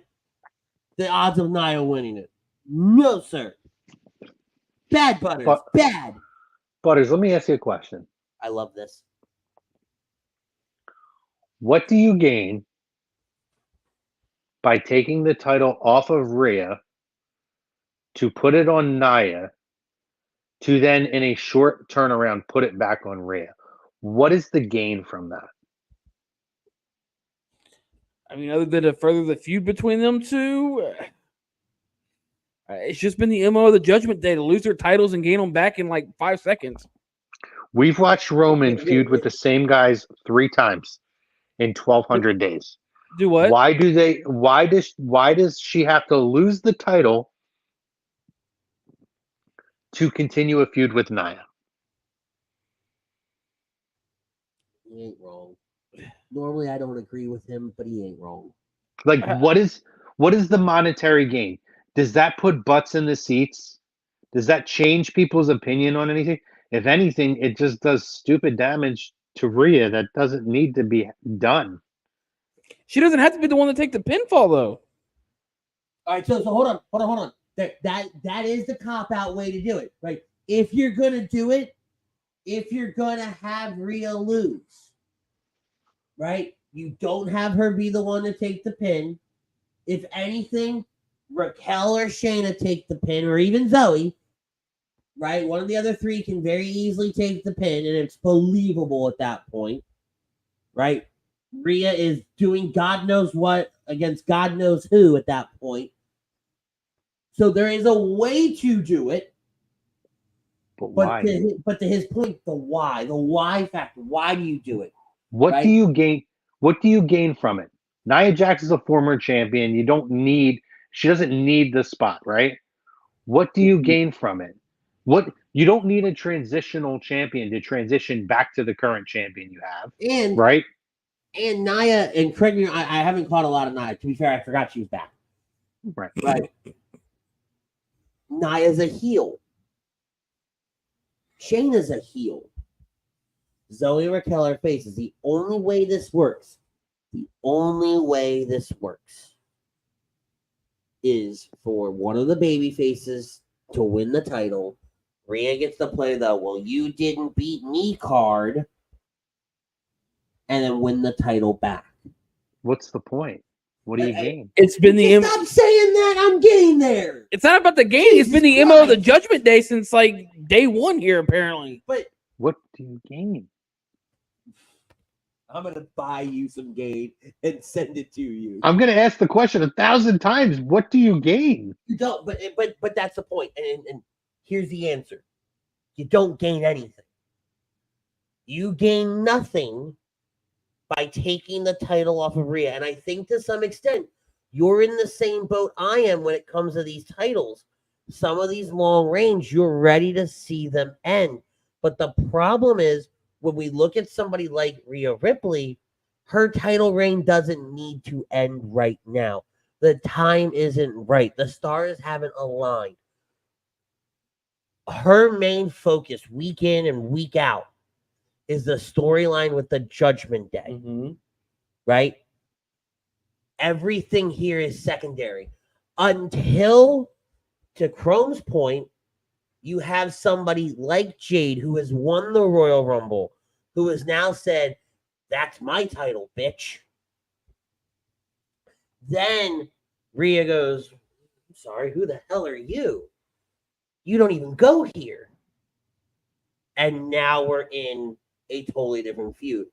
A multi-person match like this at an event overseas that just kind of happened because everybody was mad that this person hit them in one point or another. And that's a really, really dumbed down version of what this match is. Isn't the time to do it. There at this point, because we're so invested into these title reigns, it has to be the right time, or everything that has happened before doesn't really matter, and everything that happens after doesn't really matter, because to his point again, they become a transitional champion. Because who can you write a story that takes Nia Jax from here, from Riyadh, Saudi Arabia tomorrow, screw WrestleMania, to the Rumble? No. Can you do it with Raquel? No. Can you do it with Zoey? Maybe. I was about to say maybe. The only reason I say maybe is the Shayna Baszler factor. Only reason I say maybe. But also, again, selfishly, I want to see Zoey win. I know it's not going to happen, though. Right? Can you do it with Shayna? Again, maybe, because you got the Zoey factor. I'm going to even go another step further to you, Andy. Not just write a story. Write a story that anybody cares about. No. Oh. Nobody cares. Listen, I like Zoey. Her time will come. It is not now in Saudi Arabia, leading into your three of your five biggest pay-per-views of the year, for no good reason. Like, let's be real. Again, Nia Jax. What are you gaining from that? Like, okay, WrestleMania 32. Zack Ryder wins the ladder match. A massive moment, right? Zack Ryder, there was something there at that point in his career to where, even though it was short-lived, a day, 4 hours, it created a moment that people never forgot about. There is nothing about Nia Jax that says, oh, if we take the title, even if Rhea wins it back on Raw the next day, it's not a moment people are going to go back and, like, people still look at the Ryder moment and say, great moment, right? I think we all do. Nia is not on that level.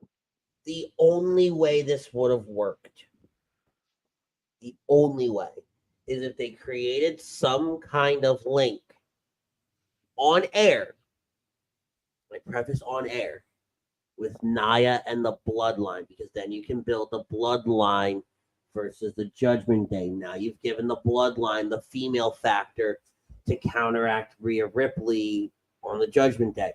But we haven't done it. And even if we did, this is still not the right time. Do you know what Nia's biggest, or do you know what Rhea's biggest feud is right now? And it's not even out totally into the forefront, but they've been planting the seeds. It's with Damian Priest and the control of the Judgment Day. That is the ultimate storyline that Rhea is leading to. She and with them controlling all the titles, right? Putting the tag titles back on them. Dom being the North American champion. They just represented this. They're all carrying gold thing. They're not taking the title off of Rhea Ripley. Just not happening. She's the top dog. She's the one world champion of the group. She is the leader of the group. And That's they're not going to do it. Good point. They're not going to do it to give Nia a little, hey, here you go, Nia, special little moment, and then we're going to take the title back off you, Nia. But again, though, right? And we're going around in circles. Yeah. Right. But well, until the Damian Priest point, which I think it's a very valuable point to bring up there. That is honestly her biggest feud that's building. If WWE would have done things differently with Nia's return, I think you and I would be on the same page. I think it would be you and I versus Gingy over there. But they just brought her back and just had her beating people up. Mm-hmm. They didn't do her any favors. I'm okay with that, by the way. I like her character. I don't, but they didn't do her any favors in the sense it makes her worthy to win the title off of Rhea. Exactly. She's not the world champ right now. Right. There's nothing says to me they got to put the title on Nia right now. Yeah, I think if they did things differently, okay, fine. Right? But again, this goes back to the idea of we're seeing all these other long title reigns. You and I have talked at length how we do get a little tired of it because it doesn't make these matches from a preview perspective. It's real simple. All right, yeah, like we enjoy the match, but when we do this, when we do what we have a passion for in this show, our previous shows, like, all right, cool. Rhea's gonna win. Moving on. There's no real conversation to be had about it until we do shit like this. So I get it, I do, but you're wrong. This is definitely where we come from a different era, though, boys. I don't have a problem with people being champions for a long time. I kind of hate we got to change titles every 6 months crap.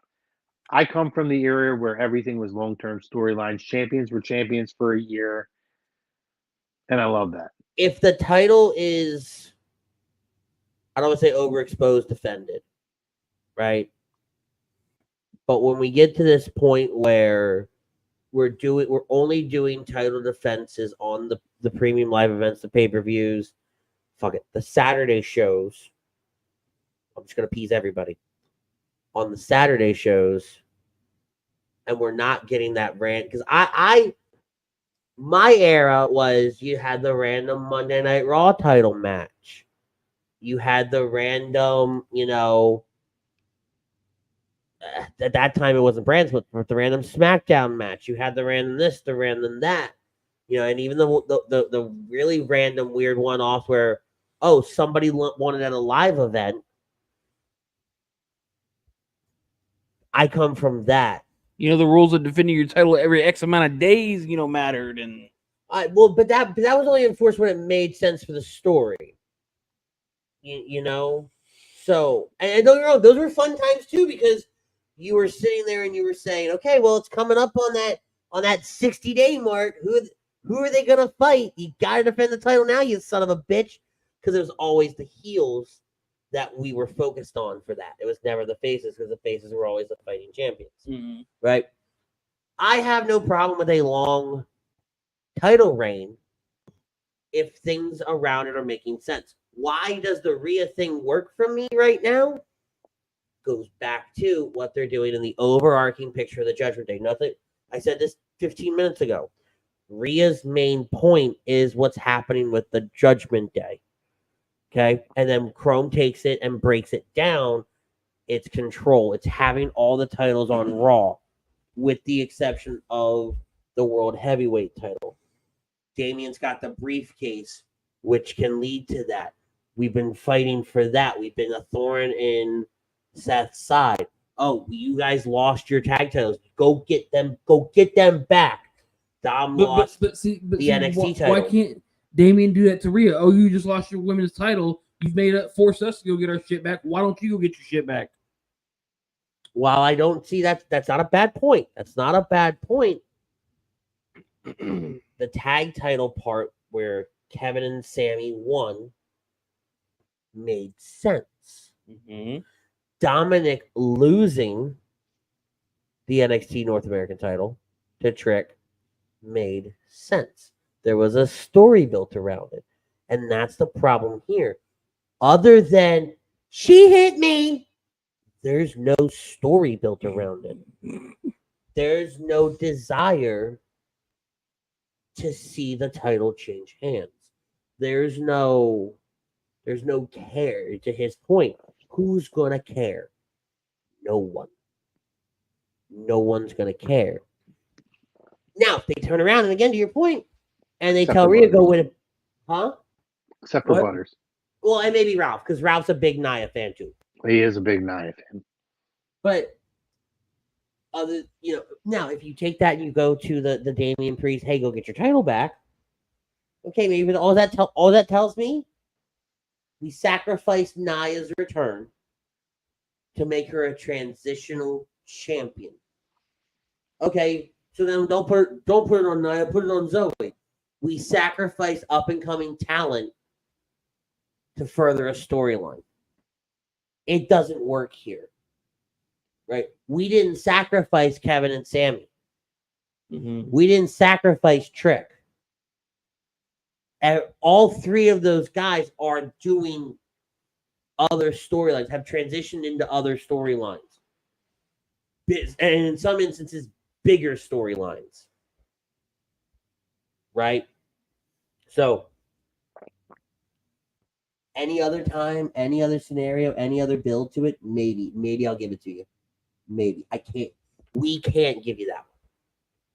I gotta say, I'm amazed we spent this much time on this match, by the way. I'm not. Still the on minute still he said Nia, I knew the gloves were off. I knew they were off. Ding ding, bitches skulls in. So on that note, before we get to the world title and the universal title, we got one more round of bills we're gonna pay. We'll be right back after this message from there it is. From our friends at hats.com. Hats.com is the premier destination for quality and fashion-forward hats and more, with designs for every style and trend. Locally based and run by Philly sports team fanatics, Hats.com can help you elevate your hat john.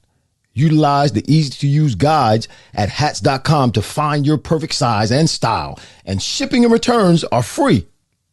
Hats.com. Find yourself in a hat. Use code Philly for 15% off your order. Hats.com. And we're back, and we thank Hats.com for sponsoring these last two matches. Let's go with the easier one of the two. Seth Rollins versus Drew McIntyre for the World Heavyweight title. I don't care who wins this match because I think Damian cashes in either way. Not a fan of Drew's heel turn or whatever this is. It came out of nowhere. I just don't think he works as a heel. I think he worked as a heel when he first came back, and he was with Bobby Lashley, and it worked. He was like a badass, tough guy, this and that. But he went so far in the other direction to do it kind of out of nowhere. And listen, I've heard this point made by a couple of buddies that I'm friends with, and I think that it lends to a really good point. Words are hard. His promos against like Seth and others, they're not wrong. Like, they want you to hate him, but his whole bitterness towards the Judgment Day and everything they did against him, and it's like, hey, I pick up for everybody else and no one does it for me. Like, you want me to resent You almost want to somebody. empathize with him. Yes. You want me to resent someone who I empathize and understand because he's not wrong. It's just really weird. It makes no sense. Well, Not a fan of it. And to your point, the heel stuff just doesn't, like, it doesn't catch you. I'm sorry. I'm going to insult a lot of people right now. You want me to believe a pissed off guy in a kilt? You want me to be mad at that guy? All I see. Oh God, I'm gonna get in so much trouble for this. Is the WWE version of Groundskeeper Willie? Yes. Fucking Groundskeeper Willie with a sword. So what does that make Seth? Bart? Well, I mean, have you guys ever seen Braveheart? I mean, there are some badass dudes in kilts, so I don't go that route because you think of Groundskeeper Willie, I think of Braveheart. Let's put Ritz in a kilt. Hold on. When Drew's a face, I think Braveheart. It makes sense. It works. Freedom! Right? All that jazz. The second he says, I'm mad at you, I think somebody painted El Barto on the wall. Jesus. You'll find Drew in a shack. No shit. Again, for me, it's just really odd the way they did it. It came out of nowhere. All it literally told me was you had nothing better for Seth to do at Crown Jewel, and you needed a throw. Back to the poll question, you needed a throwaway match for Crown Jewel. Seth retains. El Senor Bullshito cashes in. That was a hard sentence for you too. Yeah, because I couldn't say it the right way, so I just. Senor Money in the Bank. Yes. That was real hard. Leave me the hell alone. Yeah, it's been a long week, damn it. Yeah, no, I got Seth on this one. I think Seth wins. Is there a cash in? Oh, 100%. I think this is it. All right, so I'll go one step further. Is it a successful cash in? No. This is something for the Judgment Day to rub in his face. The Judgment Day or Rhea? Or Finn? Both. Because Finn's become, to Chrome's point, Finn's become kind of a supporting character in this whole thing. The real true stars of this. He got pushed to the back of the bunch of them. Not pushed. I think that was always the plan, was to put him there as the veteran, as somebody who can, be there week to week and be the guy that has the most experience. I definitely think that was the plan. But Damian and Rhea have emerged from this, which again was the plan from the get-go. They were the first two that Edge recruited back when he started the Judgment Day. These two have emerged as the top stars of this program. And now they're fighting for control. I think Priest wins. And ultimately, your WrestleMania match will be Finn versus Priest. I don't hate that. Finn wins the title at Mania over Priest and gets that moment. Which I would love. I'm a Finn guy. I don't hate it. I've been a Balor guy as long as I can remember, which feels like forever at this point. But forever. But I would argue that this is that turning point in the Judgment Day, right? They do have all the gold. And now you said it so brilliantly earlier. Now there isn't just one world champion. Now there are two. Now I hold the most coveted prize,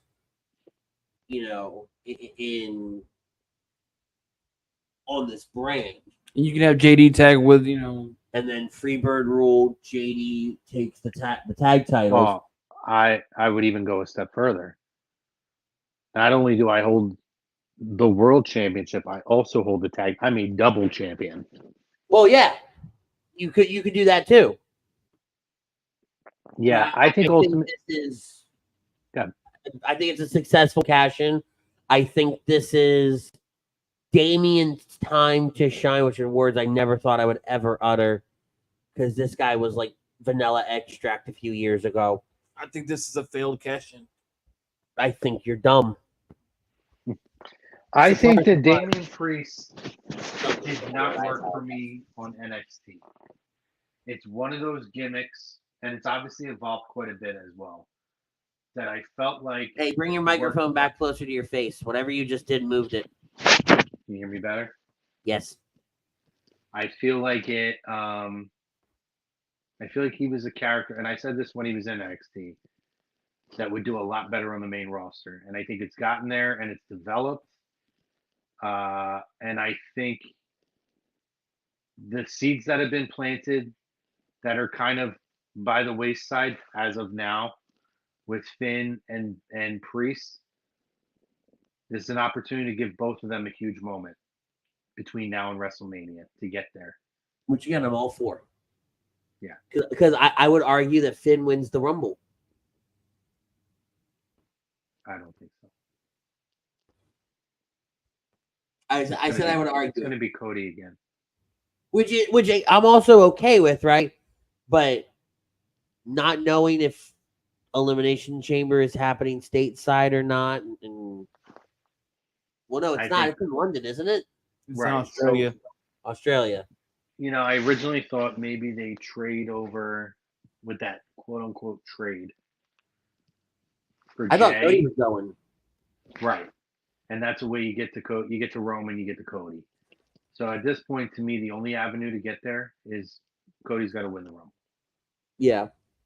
And they can do that. You know, they decide year by year if you have to challenge the person on your own brand or you challenge someone else. Although, you know, obviously Priest with the Money in the Bank this year all of a sudden said he might cash in on Roman, which we know is not going to be a thing. But well, and if you remember when he won, this was before the World Heavyweight title was introduced.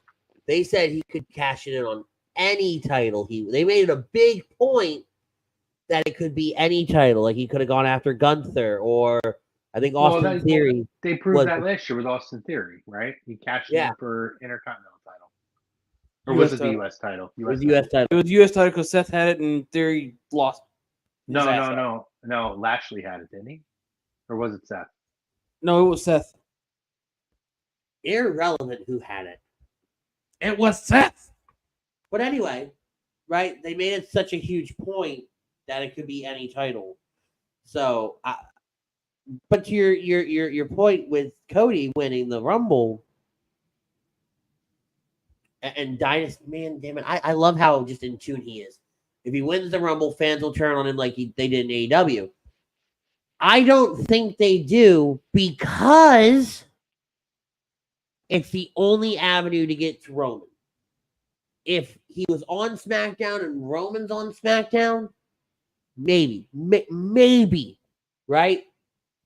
But we've all talked about, we've all heard him say, I got to finish the story still.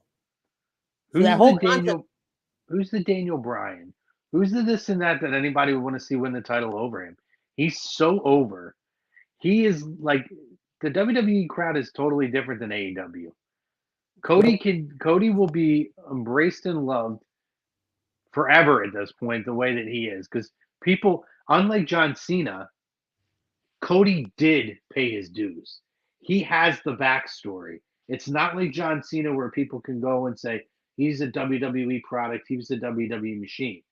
So at this point, like, let's honestly sit, like, I don't want to get into a long conversation about it. And the difference is they're not they're cramming Cody down our throats. They're not cramming Cody down our throats because you're not getting Cody in these big, high-profile matches week in, week out for the title, for this, for that, where it's not like it was Edge and Cena back in the day where, you know, every other match Cena had the title. Or even when they were cramming Roman down our throats, when Roman won the Rumble in Philly that year and Rock tried to save him, that all went to hell in a handbasket. Was that Philly? Yeah. Yeah. And it all went to hell in a handbasket. So I don't think Cody ends up being the bad guy here. Well, who's there a massive demand to win the Rumble this year? I honestly thought about the Rumble. And I lie. There was a time not too long ago where part of me says I said LA Knight was going to win the Rumble. And maybe, but I don't think he needs to. But I didn't think we were. I didn't think he needed to, but I didn't think we were going to be here in this moment where he's wrestling him at Saudi Arabia. I thought Cody was going to SmackDown in the J trade. So many other things I thought were going to happen didn't. So now I have no damn clue. Well, the other thing too, fellas, we got to keep in mind here. This will be my last point of this. It's not like they haven't groomed us to expect this, because everybody wants to see Cody finish the story, right? So I think the anticipation has been all along, so there's no surprises. More than likely, Cody's going to win the Rumble again this year, so he gets that second shot at Roman to finish the story. This isn't, we expect Daniel Bryan, and then he gets thrown out. This isn't, we expect Daniel Bryan at 30, and we get Rey Mysterio, and we boom out of the building. This is kind of what we expect to get to, is Roman and Cody. And people want Roman and Cody to beat Roman. So I don't think this is something that people are going to go crazy over if he wins the Rumble. People are going to go, great, he's going to get that moment. We're going to get that moment where Cody finally takes out Roman. Now, Cody doesn't win, I'm pissed. And I mean, doesn't win at WrestleMania, I'm pissed. But that's a whole nother conversation for another day. We don't have a lot of time. I want to get to what I feel is an easy answer. The creme de la creme, the main event. Good? Maybe. LA Knight versus Roman Reigns for the undisputed WWE Universal Championship. It pains me to say that Roman's going to win because LA Knight is on such a great trajectory upward. And I don't want to say it's completely organic, right? But it has such a fresh feel to it that a blow like this, I don't know what it does on the other side. I don't think he falls to by the wayside. We never see or hear from LA Knight ever again. No, you're gonna get him and Logan Paul WrestleMania. Right. I don't think this is on that path. I think they dropped it in here because of how hot he is. And I think this was the wrong move. Butter. Do you have LA Knight winning? Yes. I want it so bad. I'm Butters, do you think that he's going to win, or do you just want him to win? What was in that drink you had earlier? I didn't have a drink earlier. Maybe you should have. I think he's going to win it. I think he does. Watch us both have to eat crow tomorrow. First of all, I'd be fine with that if I did, but it's so would I. But I mean, do you understand he would never let us live that down? This is a rocket ship. You strap it to his back and you send his ass home. Listen, You can bring Roman back in and have him win it back at the Rumble. Fuck it. Give him a couple months. Oh, my God. This guy wants to take titles off everybody for 2 weeks and put them back on him. What are you doing? What are you doing? Or you just you're booking worse than TK right now. You do understand this is the same guy that said the ring was going to collapse at the Royal Rumble, right? And everybody's going to fall out, and number 30 was going to magically win. You were here for that, weren't you? That's not a bad idea, though, Butters. I'm kind of Fuck off. I'm kind of game for that. You want to talk about surprising, shocking the world? That's a great booking. Number That's the 30 best booking I hate you so much. That's the best booking you've ever had, Butters. Number 30 just walk out there, steps in the ring. I win. Best booking you've ever had there, Butters. Listen, you got Knight winning like you had Cody winning in May. No, here's what I have. So okay, that's a shot. That's a shot at Butters. That's That's my buddy Silent. You met Silent Hill. Oh yeah. What's up, brother? That's Silent Hill. Hill. Hold on. Let me just hold up my one for Silent Hill. Listen, here's the mistake WWE made here. If it was me, LA Knight would have been the one to switch brands, and I would have had LA Knight go to Raw, or somehow LA Knight would have ended up on Raw in a trade.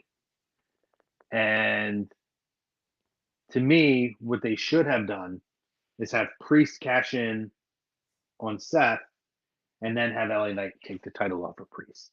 I'm okay with that. Feeding him to Roman, not at this point, not a great idea. I think is a missed opportunity by not somehow finding a way to transition him over to Raw, and then having him still give Priest his moment, but ultimately maybe at Rumble, LA Knight doesn't have to go to Mania. To Butters' point, right? Could have a short run with Priest and have Knight be the one to take it off at Rumble, or maybe you go to Mania and let Priest carry. I do still like the idea of Finn and Priest Judgment Day versus Judgment Day at Mania. You don't do that. This is an opportunity that I think is going to be. I don't think it's going to hurt Knight either. However, it's gonna be a big ass bump in the road. I just don't like the spot. But I think they have big things planned for him. But this was a real opportunity to cash in on it, and I think they're going to miss the opportunity here because I don't like feeding him to Roman here. I don't either. I don't like the idea of it. I think this is a big bump in the road for him, and I think he's almost a victim of his own success right now because you've got so many other, and we don't normally have. You have so many other really good storylines happening, and he's so white hot right now that you want to see these storylines playing out a different way, but at the same time, you want to put him right in the thick of it and give him a title. And whether it's right, wrong, or indifferent, that's where a lot of the fan base is at, right? We take out what we know and what we, the smart mark behind it. You look at just a casual fan. You go on the street right now, and I say, "Hey, do you want LA Knight to win the title on Saturday?" Yeah. Hell, I had somebody ask me last night at karaoke, "Hey, you think LA Knight's gonna win?" No. Oh man, it'd be so cool if he did. What are you talking about? Oh man, if he could beat Roman, go away. I just don't. They don't ever lean into the moment, really. Even Daniel Bryan, right? They had to be pushed into that moment, right? Kofi Kingston. And listen, I agree with them a lot of times. You shouldn't be you shouldn't feel tied to the moment either. However, again, opportunity here for a guy that's paid his dues through a lot. He was with the company a long, long time ago, and because of Bill DeMott, left the company and had to go elsewhere and build to here. Sometimes I think you have to kind of embrace the moment. And I almost feel like WWE does this constantly of, okay, we see he's white hot right now. So let's test the character strength by having them lose in a big moment and see if it can sustain that level of following and success. And if it does, then when the next opportunity comes, we start to feed it more and maybe put the belt on. I feel like very frequently now, they're almost like untrusting of the success of a character. So like I said, in this moment, and I don't think this has anything to do with Cody at Mania last year. I think that was always a long-term storyline. But like a character like an LA Knight, who's this hot right now, if he doesn't win the title, is this character gonna still be a top character? And if it is, then we'll circle back and we'll give him that big moment. That's what I feel like they're doing here, and I don't like it. It's a unique take on it. I don't hate the take. And when you really sit down and you think about some of the storylines that we've seen over the years, case in point, Daniel Bryan, case in point, Kofi Kingston, through Kofi Mania and the Yes Movement, those are probably the two biggest in recent memory that I can think of. It fits 100%. Big E, yeah. Damian right there. Look at Big E. It fits 100%, and I don't know. I think it'll be a good match. Right at the end of it, when it's all said and done, dust settled, smoke is cleared. I think I'll enjoy the match. I think I will find myself pretty hyped watching it, and I hope I get lost in the moment. I hope I get to the point where I'm like, oh my God, he's gonna win. Oh my God, right? Because then that to me is a good match, right? Whether the logical side of me says you're an idiot, he's not gonna win. I want a match that takes me and brings me into the moment and makes me forget all logic and reasoning. Because then they've done their job at the highest caliber that they can do it at. Yeah, and another example of what I was just talking about, right? Where let's test the strength of this character. Although I agreed with their decision to not put the title on him, throwing Sami Zayn into Roman. Was that the right time or not right time to do it? I don't know. I don't think he should have beat Roman at that point, but I feel like that also was a test of how strong is this character if he can come out of a loss and still remain white hot with the fan base. Then we know we're on, like, now we know it's faced the ultimate test, and we can move forward with making this a constant main event and character. Especially in his own hometown. Yeah. Right. And I might be in the minority. I wanted that so bad. Yeah, I did. I wasn't ready for that. I think they made the right decision. Not leading up to it. Not leading up to it.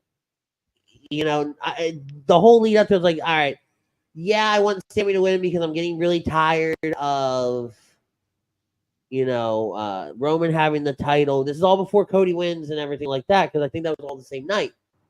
It was Royal Rumble that year. And I was like, all right, whatever. But I remember the night because I think we did live reactions for it. And I remember sitting there going, oh my God, I think Sami's going to win. Oh my God. Like, we were going nuts over here thinking that Sami was winning. Right? And again, it goes back to, it's a testament of what they were able to do in that moment with those people. And I think for Sami, the character has sustained. He has done.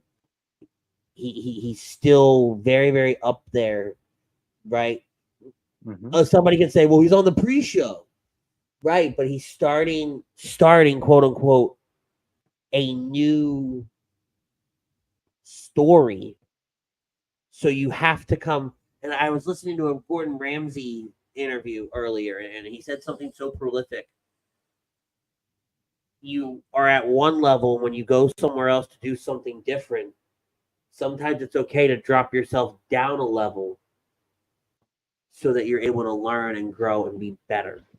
And you see that all the time in some of these storylines with these top tier talents. In Dynasty, I was all about the Cody. We muted the stream. I think he's talking about Sami one. We muted the stream so you could listen to the intro. Oh, because I wanted to hear the pop. Yeah. It was for nothing else other than I wanted to hear that crowd go nuts for him because it was a hometown crowd. That was why. It was all about hearing the crowd that night and how they reacted to him. But does we've gone a little bit over. Does anybody have anything else they want to bring up real quick? I know it's Dallas week. Normally I give Pete an opportunity to talk a little Eagles, preview the game because he gets to recap it on Tuesday. Anything you previewed it, 2 nights ago. You have anything else you want to say other than go Birds? No, man, big week, go Birds. And the one thing I will say, there's There's been some really good stuff on A2D, and I feel like we always do Eagles Cowboys week the right way. And one show, I would promote every show on here, but one in particular that I happen to catch. I mean, I try to catch them all, but I listen to, and I think people would love. Go back and watch Damo's show. Dude, so Damo is one to where Damo, and when you guys are doing, here's the thing, I know that one has gone on hiatus because baseball season's over. And even Bowen, right? A lot of these daytime shows, they're hard for me to catch in the moment because it's the middle of my work day and everything like that.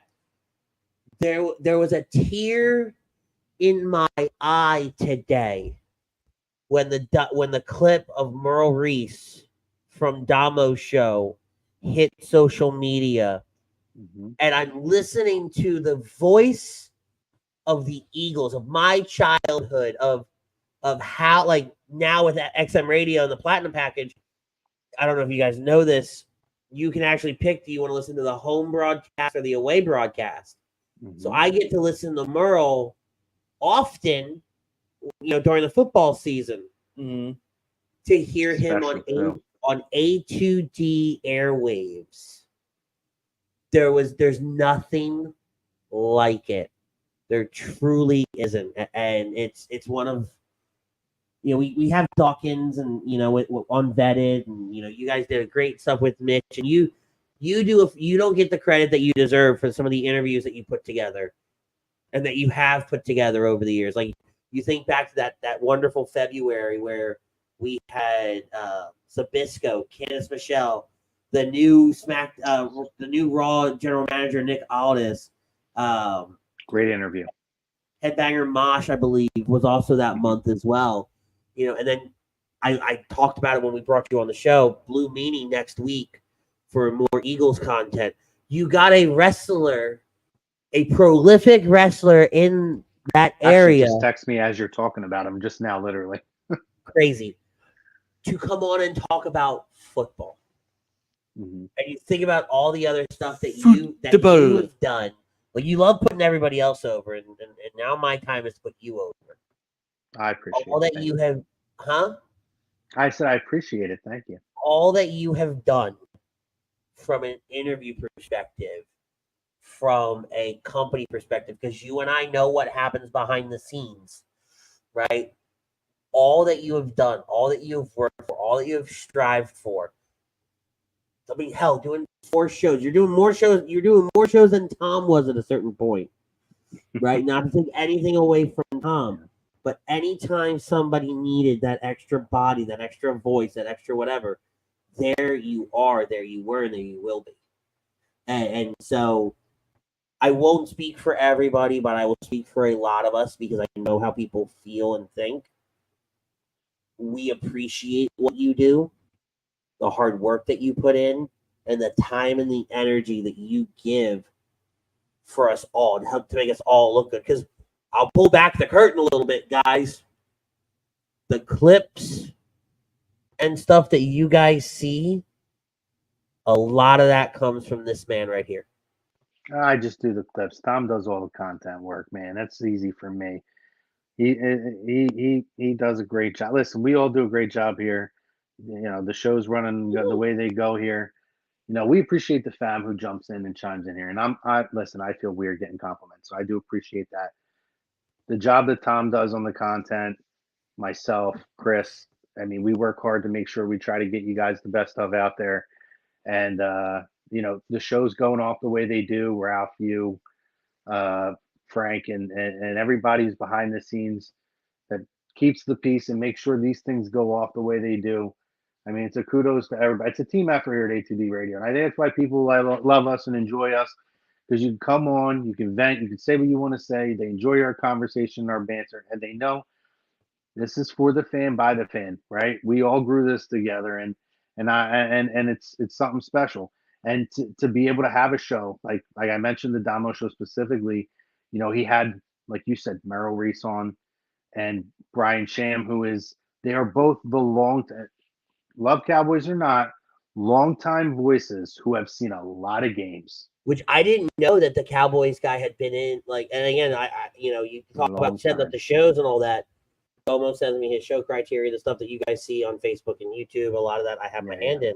I had no idea it's the same guy. Almost the same amount of time as Merle. Yeah, he's done it a long, long time.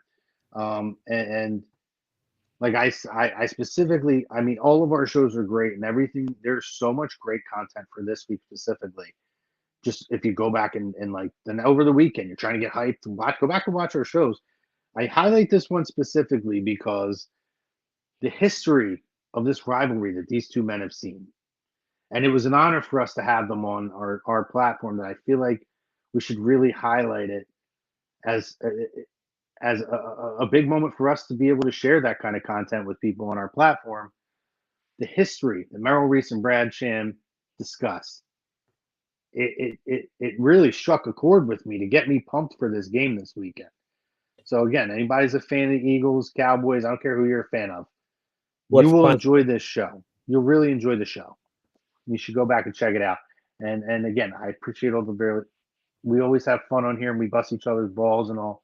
But we all know the work we put in. We appreciate each other. And I appreciate all the nice things. I don't need any of that. I just love doing the shows with you guys. I like that you have an open forum that I can come on and talk with you anytime. That's pleasant and happy and praise enough for me to get to be able to come on and tell Butters how ridiculous he sounds when he wants Nia Jax to win the title for a week and then give it back. Yeah, you're holding on to that one for a while. That might be the new drafting Tamina at 13. Yeah. I mean, listen, I guess 35. I got 35 questions more right than Butters. He got one question right at the end of a thing, and he thinks he's a champion of something. Okay, so I gotta start dishing it back to him at this point. So real quick, and then we're gonna get out of here. Final score for Sunday. I gave a score on Wednesday night. I did change it with Frank. I'll double check. I think I had the Eagles at 32-27, just because I originally thought it was gonna be a little lower scoring game. But the more I'm kind of thinking about it, I think the battle up front, and I'm giving a real brief just why. Yeah. I think the game is won and lost with these two teams on the defensive and offensive lines. I think the Eagles have a definitive advantage here with the way A.J. Brown's connecting with Jalen Hurts at this point. You saw Dallas Goedert. You saw Devontae Smith. Both still have big games over the last couple of weeks. I think they're going to run the football early to kind of open up the passing game. I just have a really strong – listen, the defense is going to give up some points. But I really feel like the offense is going to thrive really well this week because they're going to win those matchups up front. Jalen has a big game here this week. And my key guy to watch, I really believe this. First time in this rivalry, this is where he's already one of the favorites. He's already the favorite to win Defensive Player, Rookie of the Year, and is a guy who's been mentioned to be possibly the Defensive Player of the Year overall. Jalen Carter, I think, comes out here, and he has a field day with that Dallas offensive line. And introduces himself to the Dallas Cowboy fans to say, hey, guys, this rivalry is a whole new story now with me involved. I think he's going to go out and get 2.5 sacks. Well, and you take Jalen Carter and you take Swift and you take A.J. Brown. You look at these guys and just the incredible talent that we have, fresh talent that we have. Mm-hmm. I think it's going to be, to use wrestling, I think it's going to be a slobber knocker. I don't think it's going to be a low-scoring game. I think it's going to be back and forth. I think it's going to be close, though. And dare I say, I think this is an overtime win for the Eagles. It's very possible. I think it might be the most stressful game of the year.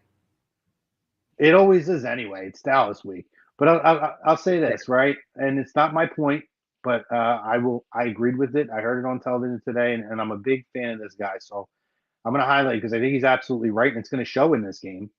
Eagles go out, and they get Kevin Byard, who is a guy in the secondary who has been an all-pro multiple times in his career, including just as soon as 2021. Shores up their safety, shores up their secondary, should help out guys like Darius Slay and Bradbury, who have underachieved a little bit this year. The one thing that Howie Roseman is special at, and I'll leave it after this at this. One thing that Howie Roseman is special at, and Marcus Spears, Swagoo, who's a former Dallas Cowboy, I love Swaggo. I have so much respect for him and his takes on everything. Brought up the point. Dallas Cowboys had a real opportunity here. They're behind the Eagles, an opportunity to go out at the trade deadline and make a move. Whether it was to get Derrick Henry, who I think they could have used the running back boost. If they're supposed to be a quote unquote running team, which they haven't been, even though they said that's what they are, they made no moves. And although the difference between them and the Eagles, which I think is going to show here, you brought up the young guys, right, Andy, that we have. The Cowboys always draft well. They don't trade. They don't really sign too many big name free agents. Howie Roseman never stops building this team. He drafts well. He trades well. He signs free agents well. He's very smart. And that is why the Eagles roster is more superior than the Cowboys. And that is what I think is going to show in this game. The Eagles have done everything they can to shore up this team and shore up their holes. And they are a more complete roster, top to bottom, offense and defense. And they have the better quarterback. Don't disagree. Great points all around. But that is it for us tonight, guys. Great show. Chrome, thank you so much for coming on. Love you We guys. wish Thank you Pete for having me. such a speedy recovery from his rookie fat guy move of eating shrimp on a seafood buffet. But we want to thank all our sponsors. We want to thank Allen D Travel for specializing in creating vacation your dreams at Disney, Universal, or wherever your heart calls you. Let their talented team of travel experts, including yours truly, create a custom vacation for you without any of the stress. We also want to thank Royal Billiards, hats.com. We want to thank Specialized Physical Therapy. We want to thank Carlino's and everybody that sponsors everything that we do here at HD Radio. It's Dallas week. We still got 2 more shows. We got Money Pot Podcast on Sunday, and then Agree to Disagree wrapping up Dallas week, hopefully with a big win. Make sure you guys like, share, subscribe, and all. We'll see you guys in the next one. Until then, tell somebody you love them. Peace, love, and joy. We're out.